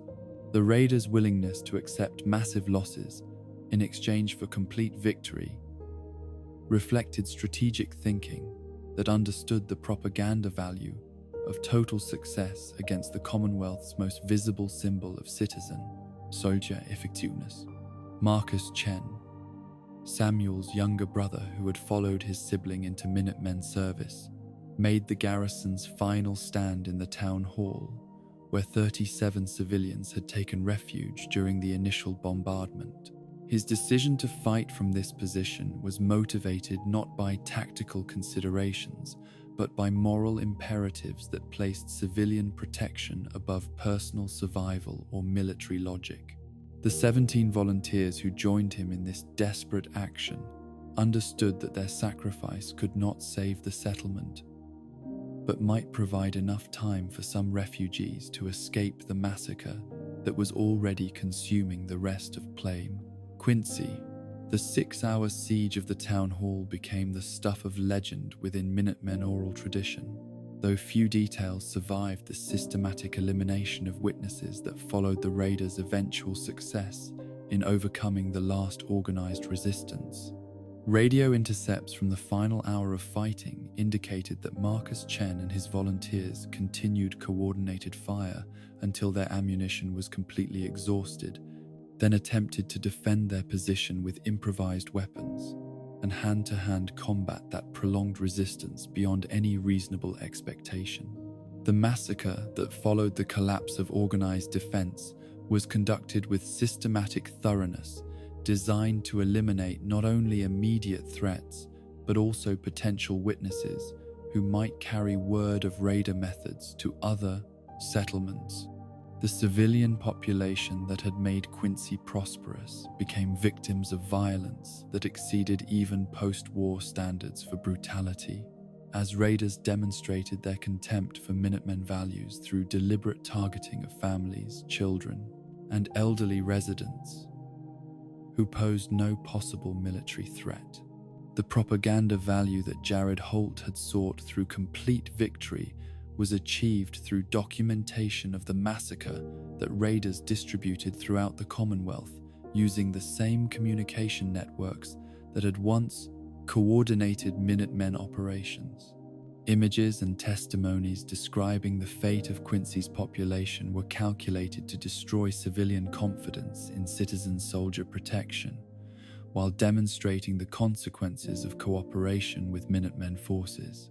The immediate aftermath of Quincy created shockwaves that reverberated throughout the Commonwealth as communities struggled to comprehend how their apparently invincible protectors had suffered such complete and devastating defeat.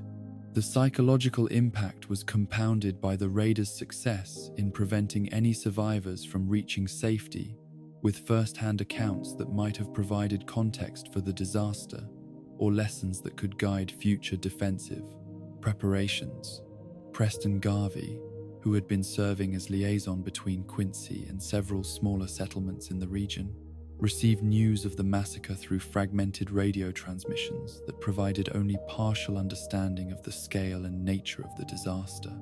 His immediate response was to attempt organization of relief efforts and counterattack operations that might rescue survivors, or at least recover bodies for proper burial. But the communication breakdown that had enabled the raider success also prevented coordination of any effective response. The political consequences of Quincy extended far beyond immediate military considerations, as settlement leaders throughout the Commonwealth began questioning their dependence on Minutemen protection and considering alternative arrangements that might provide security without creating the kind of concentrated targets that had made the disaster possible.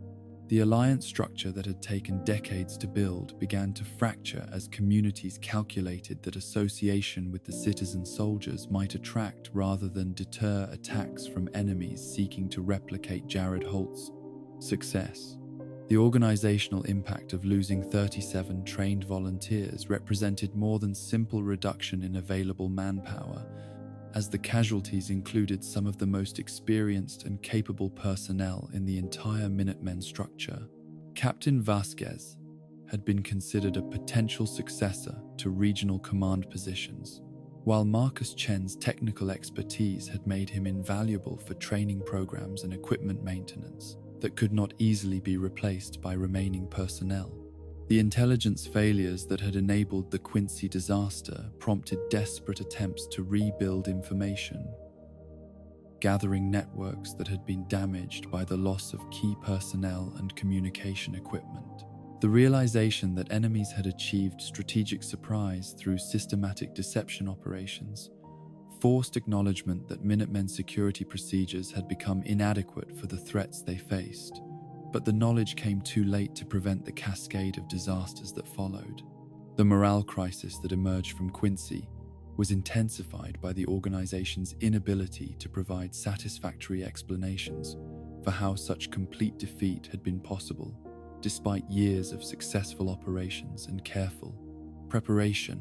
Volunteers who had believed in Minutemen invincibility found themselves questioning fundamental assumptions about citizen-soldier effectiveness, while civilian populations that had trusted in their protection began seeking alternatives that seemed more reliable than organizations that could be eliminated overnight by determined enemies.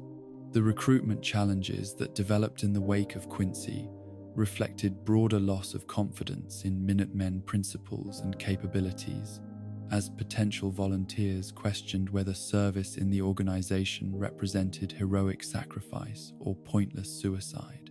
The moral authority that had enabled the citizen soldiers to inspire voluntary participation was undermined by the perception that leadership decisions had contributed to preventable disaster through inadequate preparation and tactical failure.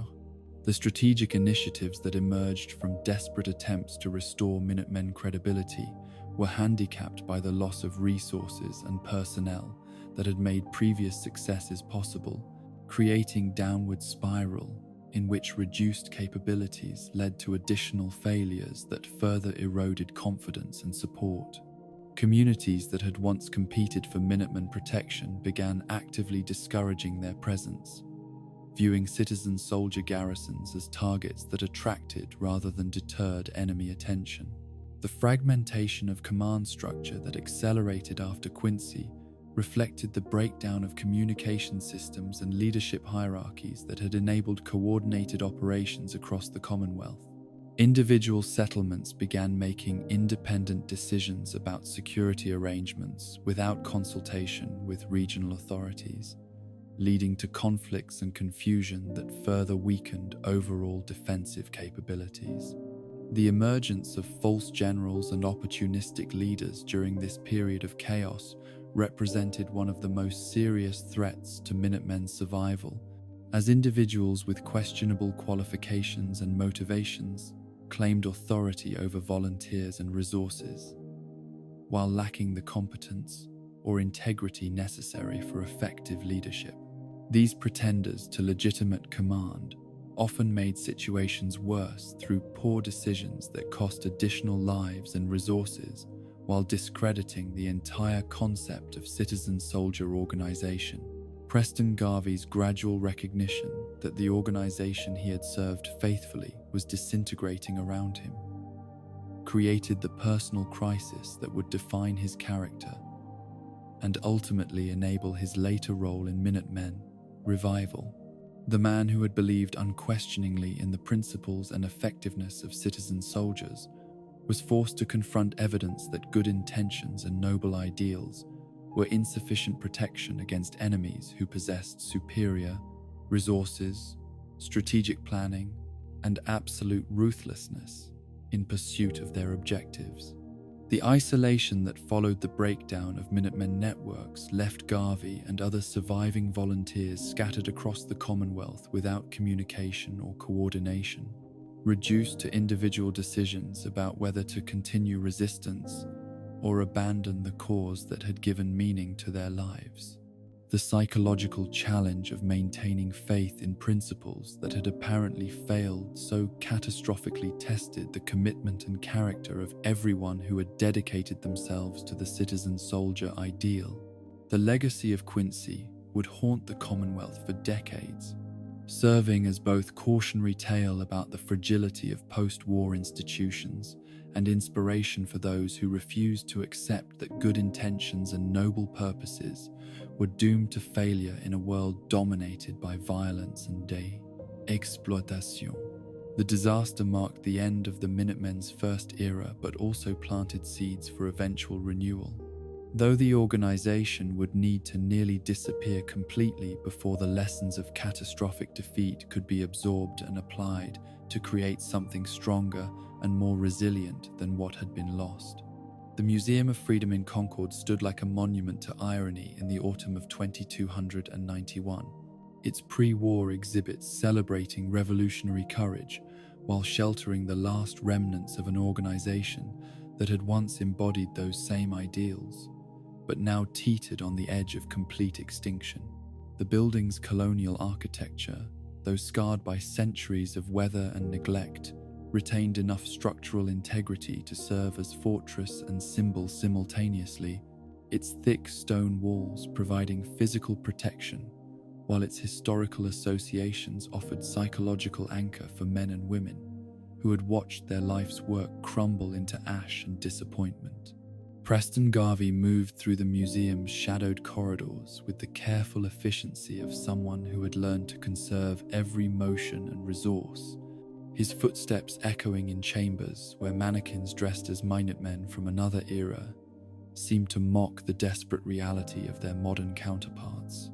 The exhibits that had once educated tourists about America's revolutionary heritage now served as grim reminders of how far the Commonwealth Minutemen had fallen from the ideals they claimed to inherit, their faded displays bearing witness to the gap between historical legend and contemporary failure. The 5 volunteers who remained under Garvey's command represented all that survived of an organization that had once claimed hundreds of active members across dozens of settlements. Their presence in the museum, a testament to both loyalty and stubbornness that refused to acknowledge the mathematical impossibility of their situation. Each of these individuals had chosen to remain with the Minutemen despite overwhelming evidence that the cause was lost. Their commitment born from combinations of personal honor, lack of alternatives, and desperate hope that somehow their sacrifice might preserve something worth saving for future generations.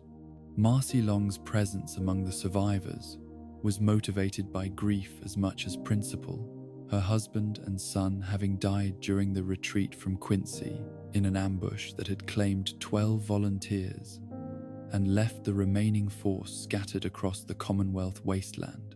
Her bitterness toward the organization that had failed to protect her family was matched only by her inability to abandon the cause for which they had sacrificed their lives, creating psychological tension that manifested in constant criticism of leadership decisions and pessimistic assessments of their chances for survival. Junlong's devotion to his wife kept him anchored to the museum despite his obvious desire to flee somewhere safe and anonymous where the weight of failure and loss might be easier to bear.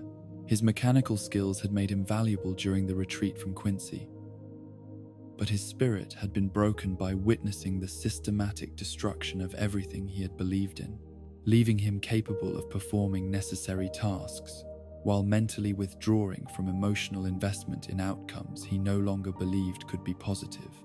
Sturgis brought technical expertise that was essential for maintaining their communications equipment and improvised defenses.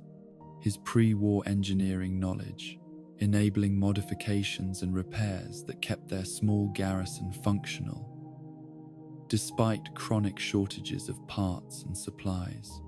His optimism served as psychological counterweight to the Long's despair, though even his naturally cheerful disposition was strained by months of isolation and declining resources that made each day a struggle against entropy and hopelessness. Mama Murphy's presence defied rational explanation, her age and frailty making her a liability that the others could ill afford, yet her uncanny ability to predict threats and opportunities had saved their lives repeatedly during the chaotic months following Quincy. Her cryptic warnings and seemingly mystical insights created tension with Garvey's rational approach to tactical planning, but her accuracy rate was too high to dismiss, even when her methods remained incomprehensible to those who depended on her guidance. The daily routines that structured life within the museum were exercises in controlled despair, with each mundane task serving double duty as practical necessity and psychological anchor that prevented complete surrender to the hopelessness of their situation. Morning equipment checks ensured that their meager weapons and communication gear remained functional, while providing the illusion that preparation for action remained meaningful. Afternoon patrols of the museum's perimeter served security functions while offering temporary escape from the claustrophobic atmosphere of their refuge. The rationing of food and ammunition required mathematical precision that left no margin for error or generosity, with Garvey forced to make calculations that balanced immediate survival needs against longer-term sustainability in ways that highlighted the fundamental impossibility of their position. Each meal consumed and each bullet fired brought them closer to the moment when resources would be exhausted and choices would be reduced to surrender or death, yet the alternatives to continued resistance seemed equally hopeless. The communication equipment that Sturgis maintained with obsessive care served as their primary connection to the outside world, though the signals they received painted an increasingly bleak picture of Commonwealth conditions that offered little hope for rescue or reinforcement. Settlement after settlement reported increased raider activity, as opportunistic predators filled the vacuum left by Minutemen collapse, while former allies either fell silent or explicitly renounced their previous associations with the citizen soldier organization. The psychological weight of failure bore differently on each member of their small group, creating interpersonal tensions that threatened their cohesion, while simultaneously binding them together through shared trauma and mutual dependence. Garvey struggled with guilt over leadership decisions that had contributed to their current predicament, while the others wrestled with questions about whether their continued loyalty represented admirable dedication or pathetic delusion. The defense preparations that consumed much of their time and energy were simultaneously essential for survival and exercises in futility, as their limited numbers made effective resistance against any serious attack virtually impossible. The museum's architecture provided some advantages through narrow passages and elevated positions that could channel attackers into kill zones, but these tactical benefits were negated by the simple mathematics of ammunition expenditure that would leave them defenseless after any extended engagement. The morale challenges that emerged from their isolation were compounded by the constant reminder of what they had lost, as radio communications occasionally brought news of settlements that had once relied on Minutemen protection, but now faced destruction or subjugation without hope of assistance. Each report of civilian casualties served as accusation and motivation simultaneously, reinforcing both their sense of failure and their determination to somehow restore the organization that had once provided security for innocent families.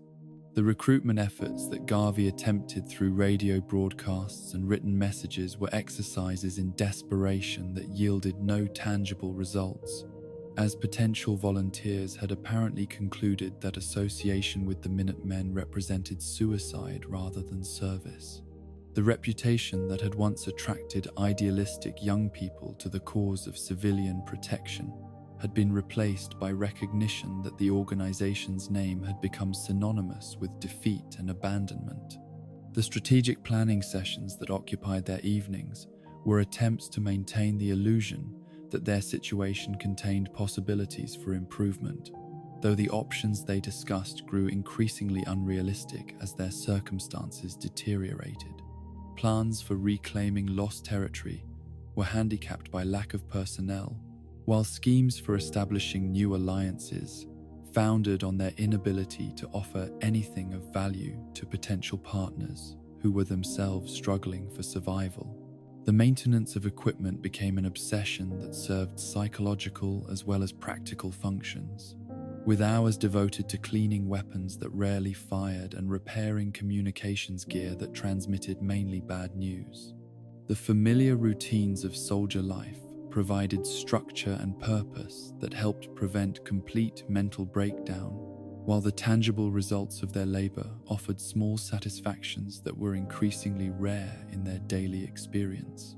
The historical exhibits that surrounded them served as constant reminders of both inspiration and accusation, their displays of revolutionary courage, highlighting the contrast between past heroism and present failure, while simultaneously challenging them to prove worthy of their inherited legacy.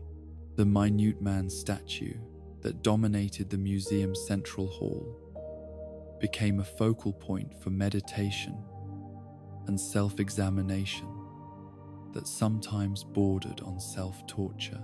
The sleep that came in fragments between watch duties was plagued by nightmares that replayed the disasters that had brought them to this desperate situation, while waking hours were filled with memories of fallen comrades and destroyed settlements that could not be forgotten or forgiven. The psychological burden of survivors' guilt was intensified by questions about whether different decisions might have produced better outcomes, creating cycles of self-recrimination that threatened to undermine their remaining effectiveness. The conversations that passed the long hours of waiting were exercises in maintaining humanity, while acknowledging the likelihood that their sacrifice would prove meaningless in the larger context of Commonwealth history. They shared memories of better times and fallen friends, while carefully avoiding direct discussion of their probable fate, creating unstable psychological equilibrium that preserved function while acknowledging reality. The supplies that dwindled with each passing day created countdown to catastrophe that could be calculated with mathematical precision, yet abandoning their position seemed tantamount to abandoning their principles and the memory of everyone who had died believing in the Minutemen cause. The choice between meaningless death and meaningful surrender was complicated by the understanding that surrender might not be accepted by enemies who viewed them as symbols to be destroyed, rather than opponents to be defeated. The radio chatter that occasionally broke through static provided glimpses of a Commonwealth that was adapting to life without Minutemen protection, with settlements developing alternative security arrangements and alliances that excluded the organization that had once served as their primary defender.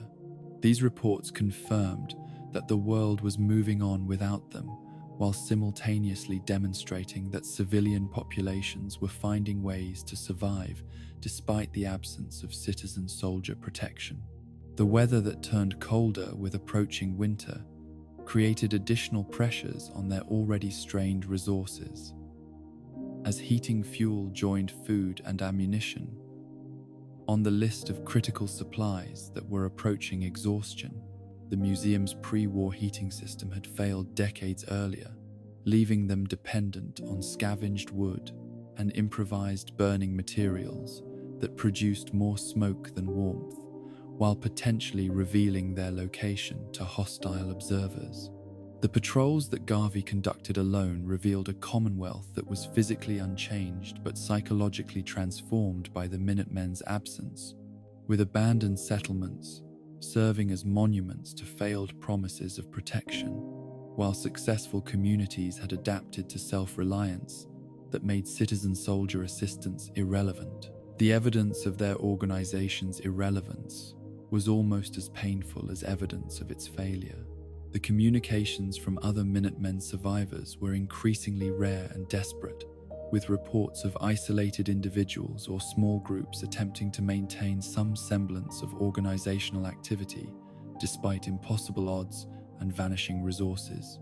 Each contact reinforced both the scale of their collective disaster and the stubborn persistence of individuals who refused to accept that their cause was lost, creating community of suffering that transcended geographical separation.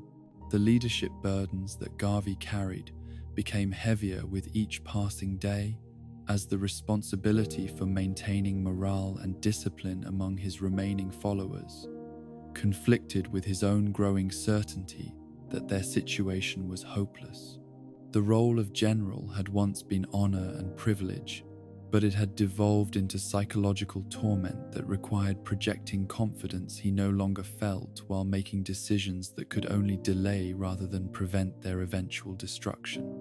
The approaching winter of 2292 seemed likely to provide final resolution to their prolonged agony, as fuel shortages and increased food requirements would make survival impossible, even without external threats. The museum that had served as fortress and symbol would become their tomb unless some miraculous intervention changed the fundamental mathematics of their situation. Yet hope remained irrational but persistent force that prevented acceptance of defeat, even when logic demanded surrender. Preston Garvey's contemplation of their circumstances during the long night watches had gradually evolved from tactical analysis to philosophical meditation on the nature of failure and the value of futile resistance. The man who had once believed unquestioningly in the righteousness and effectiveness of citizen soldiers was being forced to confront the possibility that his life's work had been built on illusions that could not survive contact with harsh reality.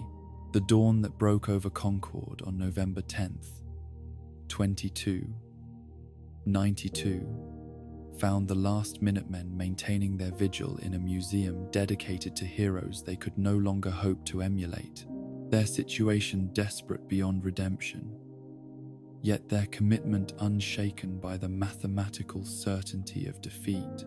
They had become living exhibits in their own museum of revolutionary ideals, testament to both the nobility and futility of believing that ordinary people could make extraordinary differences in a world designed to crush such aspirations. Yet something in the quality of that particular morning's light seemed different, carrying possibilities that rational analysis could not support but desperate hope refused to dismiss, as if the universe itself was preparing to demonstrate that even the most hopeless situations contained potential for transformation that human calculations could never anticipate or predict. The stranger who emerged from the morning mist surrounding Concord carried himself with the purposeful stride of someone who had learned to navigate the wasteland's dangers without being broken by them, his appearance marking him as neither raider nor merchant, but something altogether different in a world where such distinctions often meant the difference between life and death. The vault suit he wore, though faded and patched from months of hard travel, retained enough of its distinctive blue color to identify him as one of the legendary vault dwellers whose emergence from underground sanctuaries had become the stuff of Commonwealth folklore. Preston Garvey's first glimpse of this unexpected arrival came through the museum's cracked windows as he maintained his morning watch, the sight triggering a complex mixture of hope and suspicion that had become his default response to any deviation from the deadly routine that had governed their lives for months. The man's confident movement through territory that most travelers avoided suggested either remarkable courage or dangerous ignorance, while his apparent solitary status raised questions about what could motivate someone to venture alone into regions where even organized groups faced constant peril from raiders and mutants. The sounds of combat that erupted in the streets below provided immediate answers to some of Garvey's questions, while raising new ones about the stranger's capabilities and intentions. The precision of gunfire that echoed off colonial-era buildings indicated military training that exceeded casual familiarity with weapons, while the tactical movement patterns visible through broken windows suggested someone who understood urban warfare at a level that few post-war survivors had achieved through experience or education. The raiders who had been stalking the museum for weeks, waiting for winter weather to force the Minutemen remnants into desperate action, found themselves under attack from an unexpected direction by someone whose combat effectiveness transformed their siege into a rout within minutes. The screams and explosions that marked their destruction provided the first genuine hope that Garvey had experienced since Quincy, though years of disappointment had taught him to be cautious about investing too heavily in possibilities that might prove illusory. The stranger's approach to the museum's barricaded entrance was conducted with the careful protocols of someone who understood that survivors in desperate situations might respond to unexpected contact with violence born from fear rather than gratitude. His voice, when he called out requests for communication, carried the educated accent of pre-war America, filtered through months of post-war experience, creating linguistic patterns that suggested both sophistication and adaptation to harsh circumstances. The negotiations that followed through the museum's reinforced doors revealed a complexity of motivation and capability that exceeded anything Garvey had dared to hope for during the long months of isolation and decline. The stranger, who identified himself simply as a vault dweller searching for family members lost in the chaos of post-war survival, possessed not only combat skills that had just saved their lives, but also resources and knowledge that could potentially transform their hopeless situation into something approaching opportunity. The decision to trust this unexpected ally required Garvey to balance desperate need against hard-learned lessons about the dangers of placing faith in unknown individuals whose true motivations might become apparent only after irrevocable commitments had been made. Yet the mathematical reality of their situation left little room for extended deliberation, as their supplies would be exhausted within days regardless of whether this stranger proved friend or enemy. The vault dweller's entry into the museum created the first disruption to their established routines in months, his presence forcing psychological adjustments that were both welcome and unsettling for survivors who had grown accustomed to the predictable rhythms of slow decline. His questions about Commonwealth conditions and Minutemen history demonstrated knowledge that suggested genuine interest rather than casual curiosity, while his willingness to share information about his own experiences indicated trust that had been earned through actions rather than words. The supplies that the stranger carried in his pack represented more than material assistance, though the ammunition and medical supplies were desperately needed additions to their dwindling resources. The pre-war technology that he had salvaged during his journey included communication equipment and diagnostic tools that could potentially restore capabilities. The museum group had been forced to abandon due to equipment failures and lack of replacement parts. Sturge's examination of the vault dwellers' equipment revealed technological sophistication that exceeded their current capabilities while remaining within the realm of practical application and maintenance. The fusion cores and energy weapons that the stranger had collected during his travels could provide the kind of force multiplication that might make their small group effective beyond the limitations imposed by conventional weapons and tactics.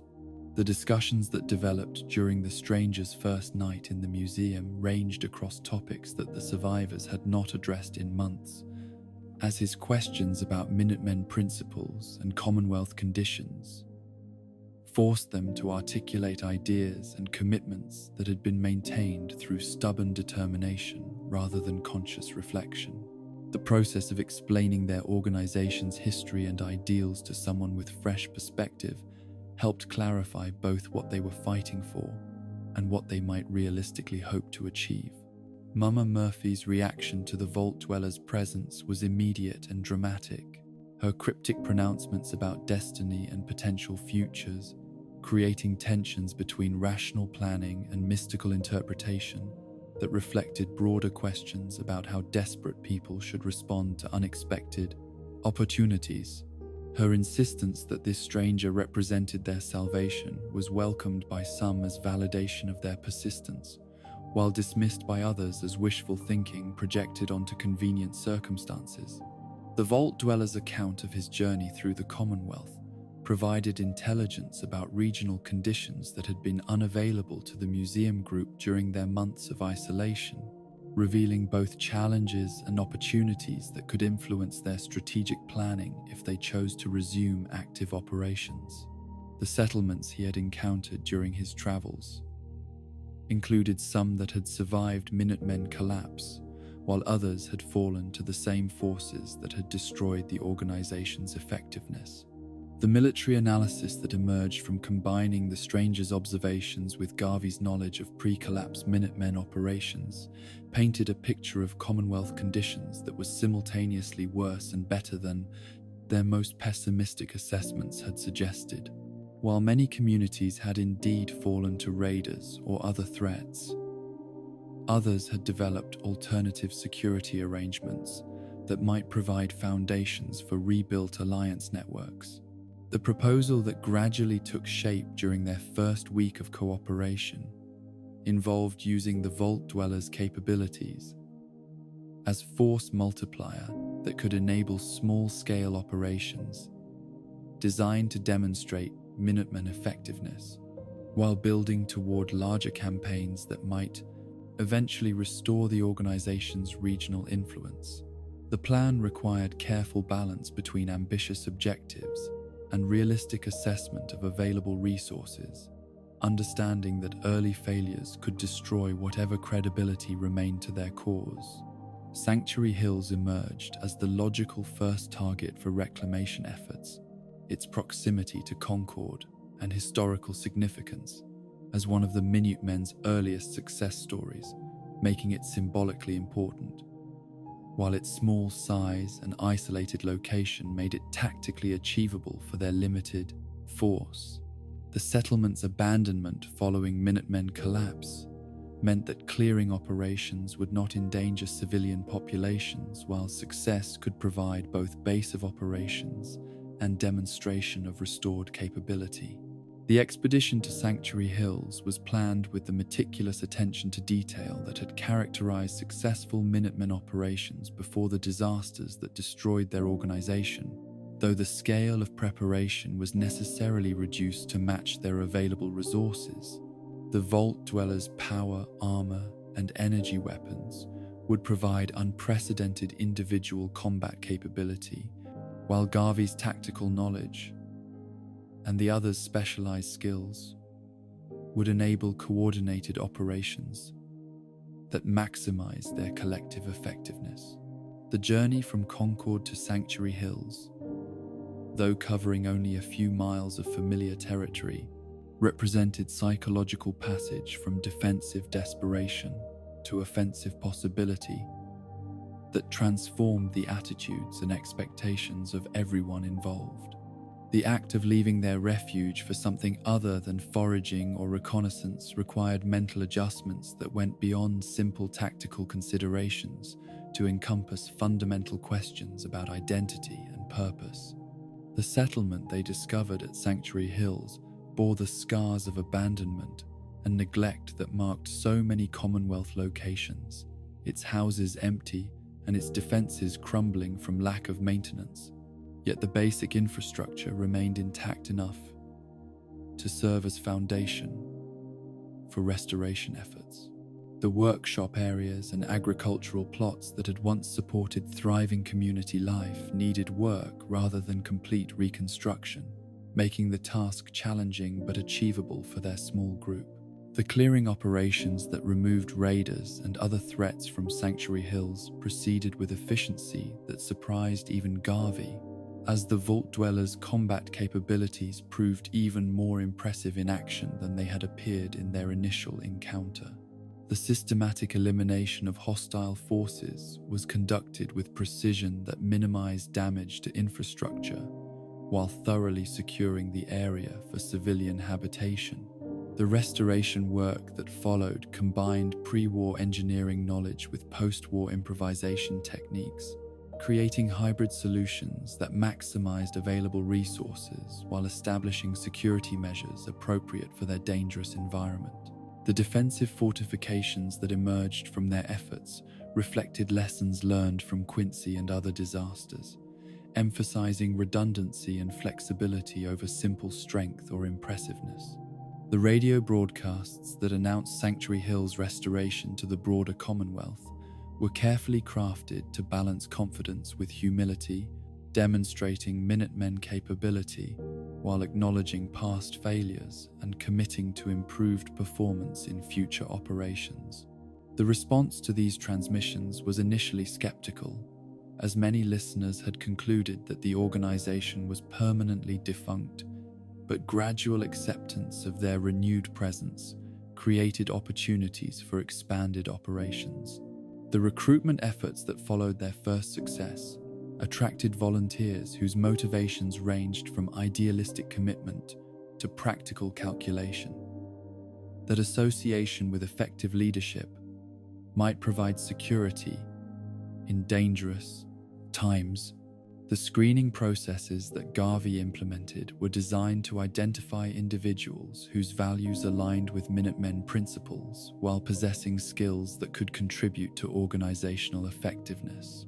The training programs that were established at Sanctuary Hills incorporated lessons learned from previous failures while adapting traditional Minutemen methods to contemporary challenges and available resources. The emphasis on civilian protection and voluntary cooperation remained central to their curriculum, but tactical instruction was updated to address threats and opportunities that had emerged during the years of organizational collapse.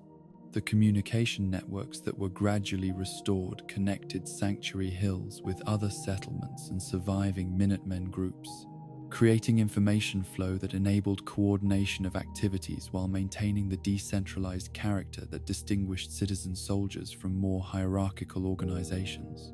The radio equipment that the Vault Dweller had contributed was supplemented by salvaged components and improvised solutions that expanded their reach across the Commonwealth.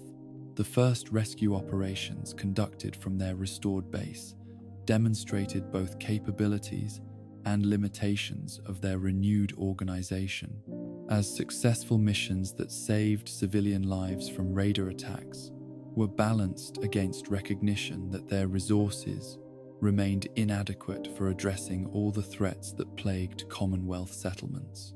The selective intervention policy that emerged from these experiences prioritized cases where their assistance could make decisive difference while avoiding commitments that might overextend their limited capabilities. The alliance building that became possible through demonstrated effectiveness created positive feedback loops that gradually expanded their influence and resources, as settlements that had been reluctant to trust failed organizations became willing to cooperate with forces that could provide tangible benefits. The mutual aid agreements that were negotiated reflected Minutemen principles while acknowledging the practical needs of communities that had learned to be suspicious of external promises. The expansion of operations beyond Sanctuary Hills required careful planning that balanced growing capabilities against the dangers of overconfidence that had contributed to previous disasters. Each new settlement that was cleared and fortified added to their resource base while creating additional defensive responsibilities that strained their personnel and equipment. The leadership challenges that emerged from rapid growth forced Garvey to develop new approaches to command and control that preserved democratic principles while maintaining military effectiveness during operations that required quick decisions and coordinated action. The balance between consultation and authority remained delicate, but the success of their initial operations provided credibility that enabled more sophisticated organizational development. The transformation of the Vault Dweller from unexpected ally to integral member of their leadership team reflected both his demonstrated capabilities and the gradual development of trust that enabled deeper cooperation and shared responsibility. His unique background and resources made him a valuable partner rather than simple subordinate, creating command arrangements that enhanced rather than complicated their operational effectiveness. As autumn turned toward winter, and their restored operations achieved growing success across multiple settlements.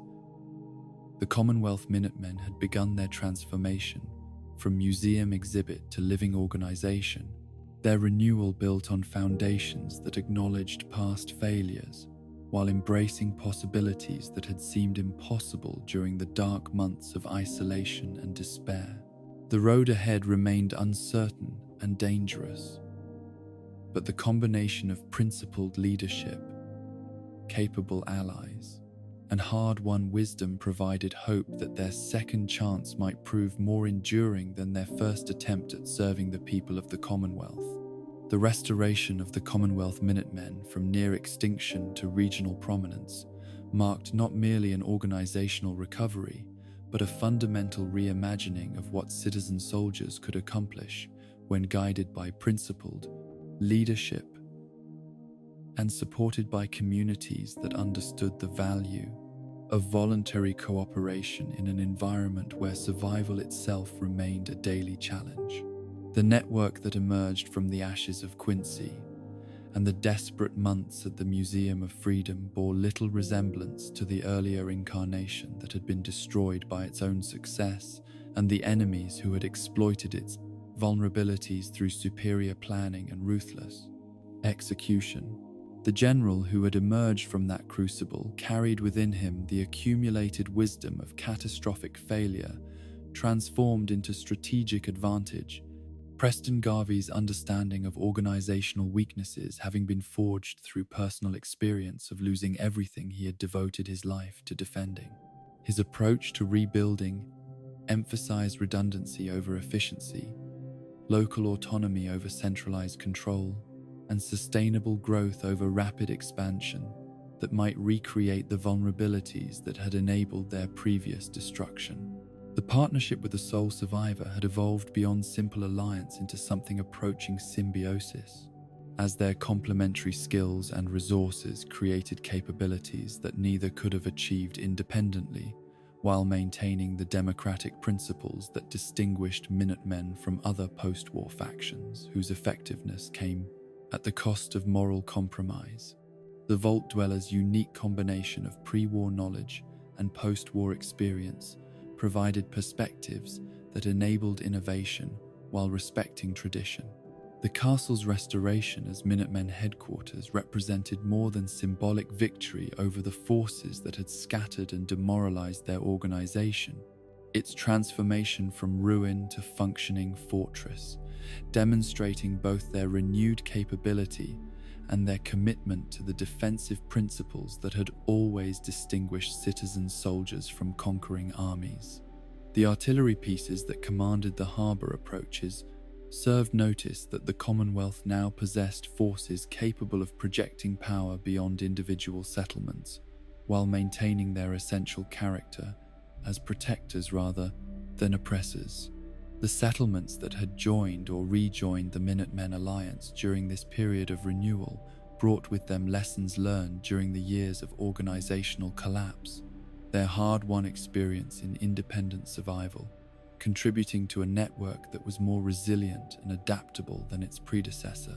Communities like Abernathy Farm and Starlight Drive-In had developed innovative approaches to defense and resource management that enhanced overall alliance capabilities while preserving the local autonomy that made voluntary cooperation possible. The training programs that were established across the restored network reflected sophisticated understanding of both military necessity and civilian integration, creating educational systems that transformed farmers and shopkeepers into effective soldiers without severing their connections to the communities they defended. The emphasis on cross-training and specialization enabled the development of expertise in areas ranging from communications to medical care that enhanced overall organizational capability, while ensuring that knowledge was distributed rather than concentrated in vulnerable nodes. The economic foundations of the renewed Minutemen drew strength from trade relationships that connected allied settlements in mutually beneficial networks, creating prosperity that made military service sustainable while avoiding the resource extraction that characterized more predatory organizations. The caravans that traveled under Minutemen protection carried not only goods but information and goodwill that strengthened the social bonds holding their alliance together. The communication systems that enabled coordination across the Commonwealth had evolved far beyond the simple radio networks of earlier periods, incorporating both technological solutions salvaged from pre-war sources and human networks that could function despite equipment, failure, or enemy interference. The redundancy built into these systems reflected lessons learned from disasters that had been precipitated by communication breakdowns during critical moments. The intelligence-gathering capabilities that had been systematically developed following the Quincy disaster created early warning networks that could detect and respond to threats before they achieved tactical surprise, while diplomatic contacts with neutral settlements provided information about regional developments that might affect alliance security. The careful cultivation of informants and allies had transformed intelligence from reactive damage assessment to proactive threat prevention. The relationship with the Brotherhood of Steel represented one of the most delicate challenges facing Minutemen leadership, as that organization's technological superiority and military discipline created both opportunities for beneficial cooperation and risks of subordination or conflict that could destroy the democratic character that defined citizen, soldier, identity. The negotiations that established protocols for joint operations required careful balance between tactical advantage and political independence. The railroad's clandestine activities throughout the Commonwealth created additional complexity for Minutemen operations, as their humanitarian mission of synth liberation often conflicted with settlement security priorities, while their secretive methods challenged the transparency that characterized citizen-soldier governance. The informal cooperation that developed between the organizations reflected shared values despite operational differences. The Institute's presence beneath the Commonwealth had remained largely invisible to most settlements until the organization's emergence as direct threat forced Minutemen leadership to confront challenges that exceeded anything in their previous experience. The technological superiority and mysterious motivations of the underground scientists created strategic problems that traditional citizen-soldier approaches seemed inadequate to address.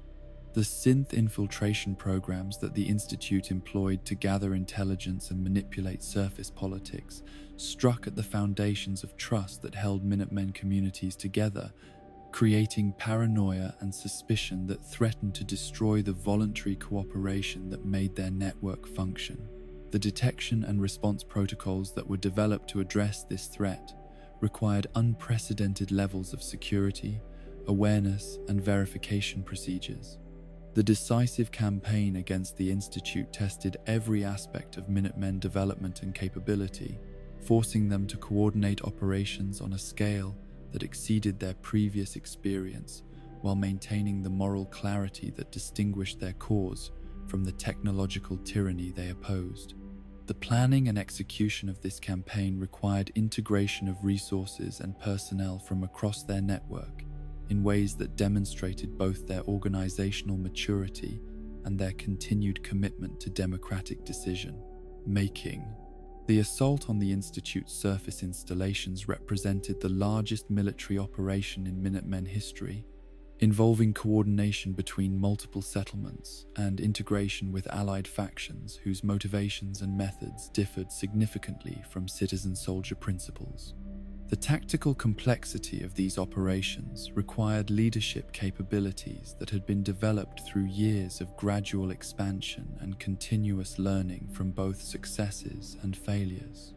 The ethical challenges posed by the Institute's destruction forced Minutemen leadership to confront questions about the appropriate use of military force that went beyond simple defense of settlements to encompass broader questions about justice and the prevention of future threats. The decision-making processes that guided their response reflected democratic principles while acknowledging the reality that some threats required decisive action, regardless of moral complexity.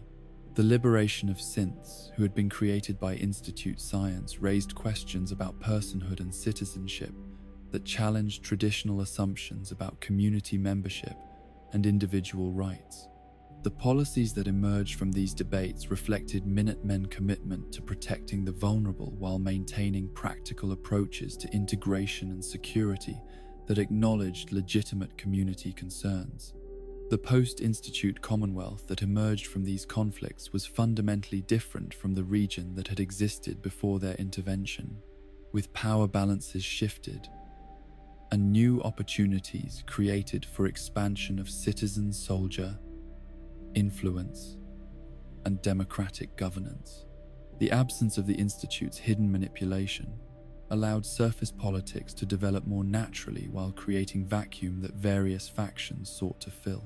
The settlement expansion that accelerated following the Institute's destruction reflected both increased security and improved economic conditions that attracted new residents to the Commonwealth, while providing opportunities for Minutemen influence to spread through voluntary association rather than military conquest. The growth of allied communities created positive feedback loops that strengthened the entire network. The technological integration that followed access to Institute resources required careful consideration of how advanced science could be employed without recreating the moral hazards that had made the underground organization a threat to surface civilization.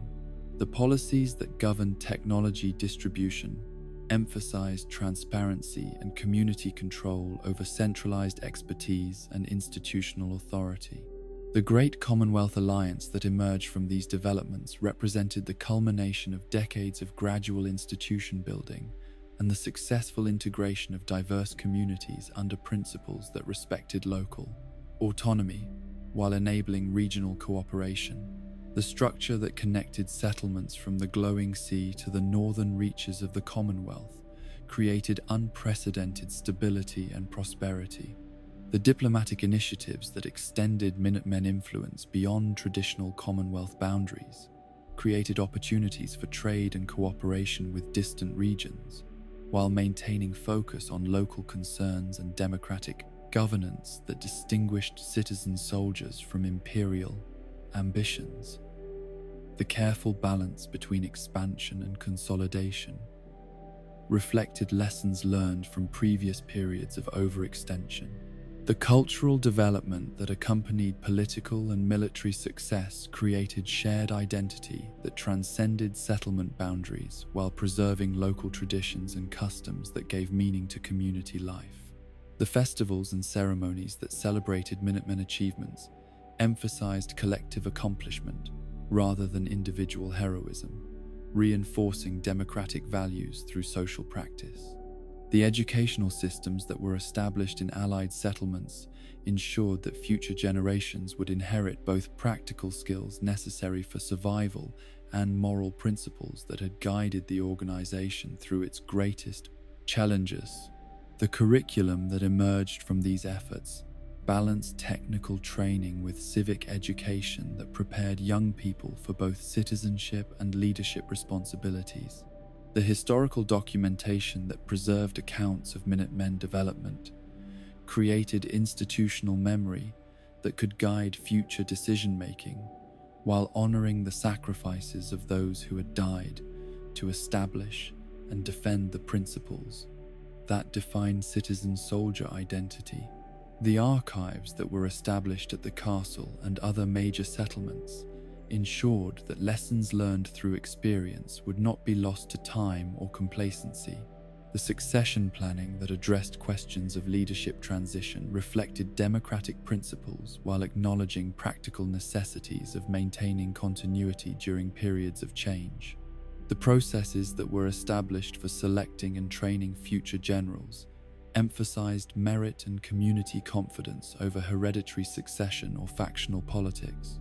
The defense preparations that were maintained despite apparent peace reflected understanding that security was never permanent and vigilance could never be relaxed without inviting the kind of complacency that had enabled previous disasters. The readiness exercises and equipment maintenance that characterized Alliance activities demonstrated commitment to protecting what had been achieved while remaining prepared for future challenges. The economic development that flourished under Minutemen protection created prosperity that made voluntary military service sustainable, while providing resources that could support expanded operations when necessary.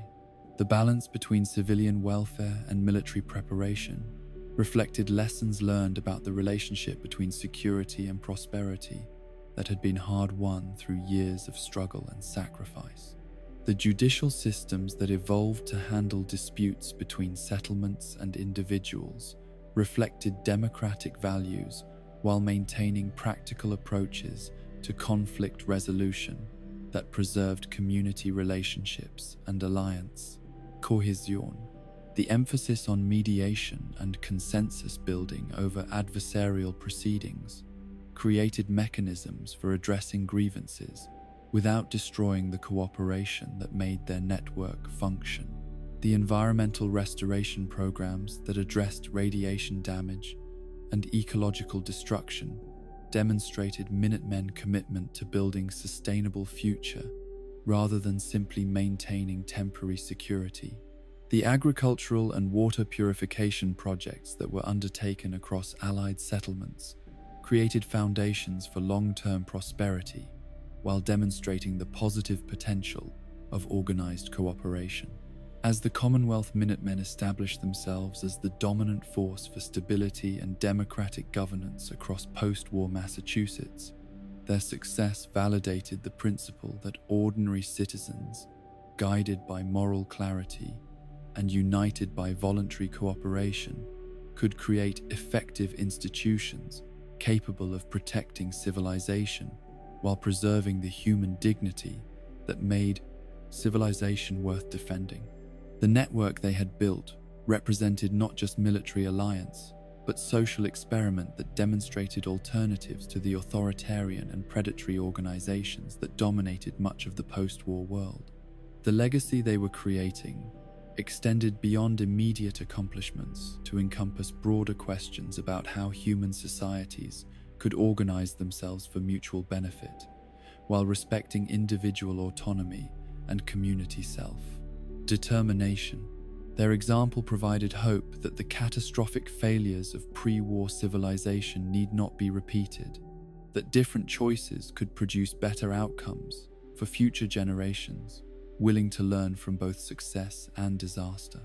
The Commonwealth they had helped to create stood as testament to the enduring power of democratic ideals when coupled with practical wisdom and moral courage, proving that even in the aftermath of nuclear apocalypse, the human capacity for cooperation and hope remained stronger than the forces of chaos and despair that sought to prevent civilization's renewal. And so concludes the saga of the Commonwealth Minutemen, ordinary people who chose to be extraordinary when their world needed them most. From the ashes of nuclear devastation through periods of triumph and catastrophic defeat, they embodied humanity's greatest strength, the willingness to stand together against the darkness. Their story reminds us that heroism isn't found in grand gestures or superhuman abilities, but in the quiet courage of neighbors helping neighbors, of citizens answering the call to protect what they hold dear.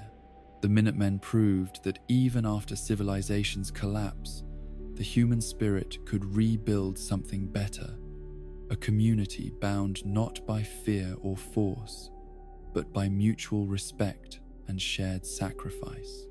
As you drift towards sleep, carry with you the knowledge that somewhere in every community, in every time of crisis, there are those ready to stand as Minutemen, ordinary people prepared to do extraordinary things for the sake of others. Let their dedication to service, their commitment to justice, and their unwavering hope be your guide into peaceful dreams. Sleep well, citizen of tomorrow, The watch continues, and all is well.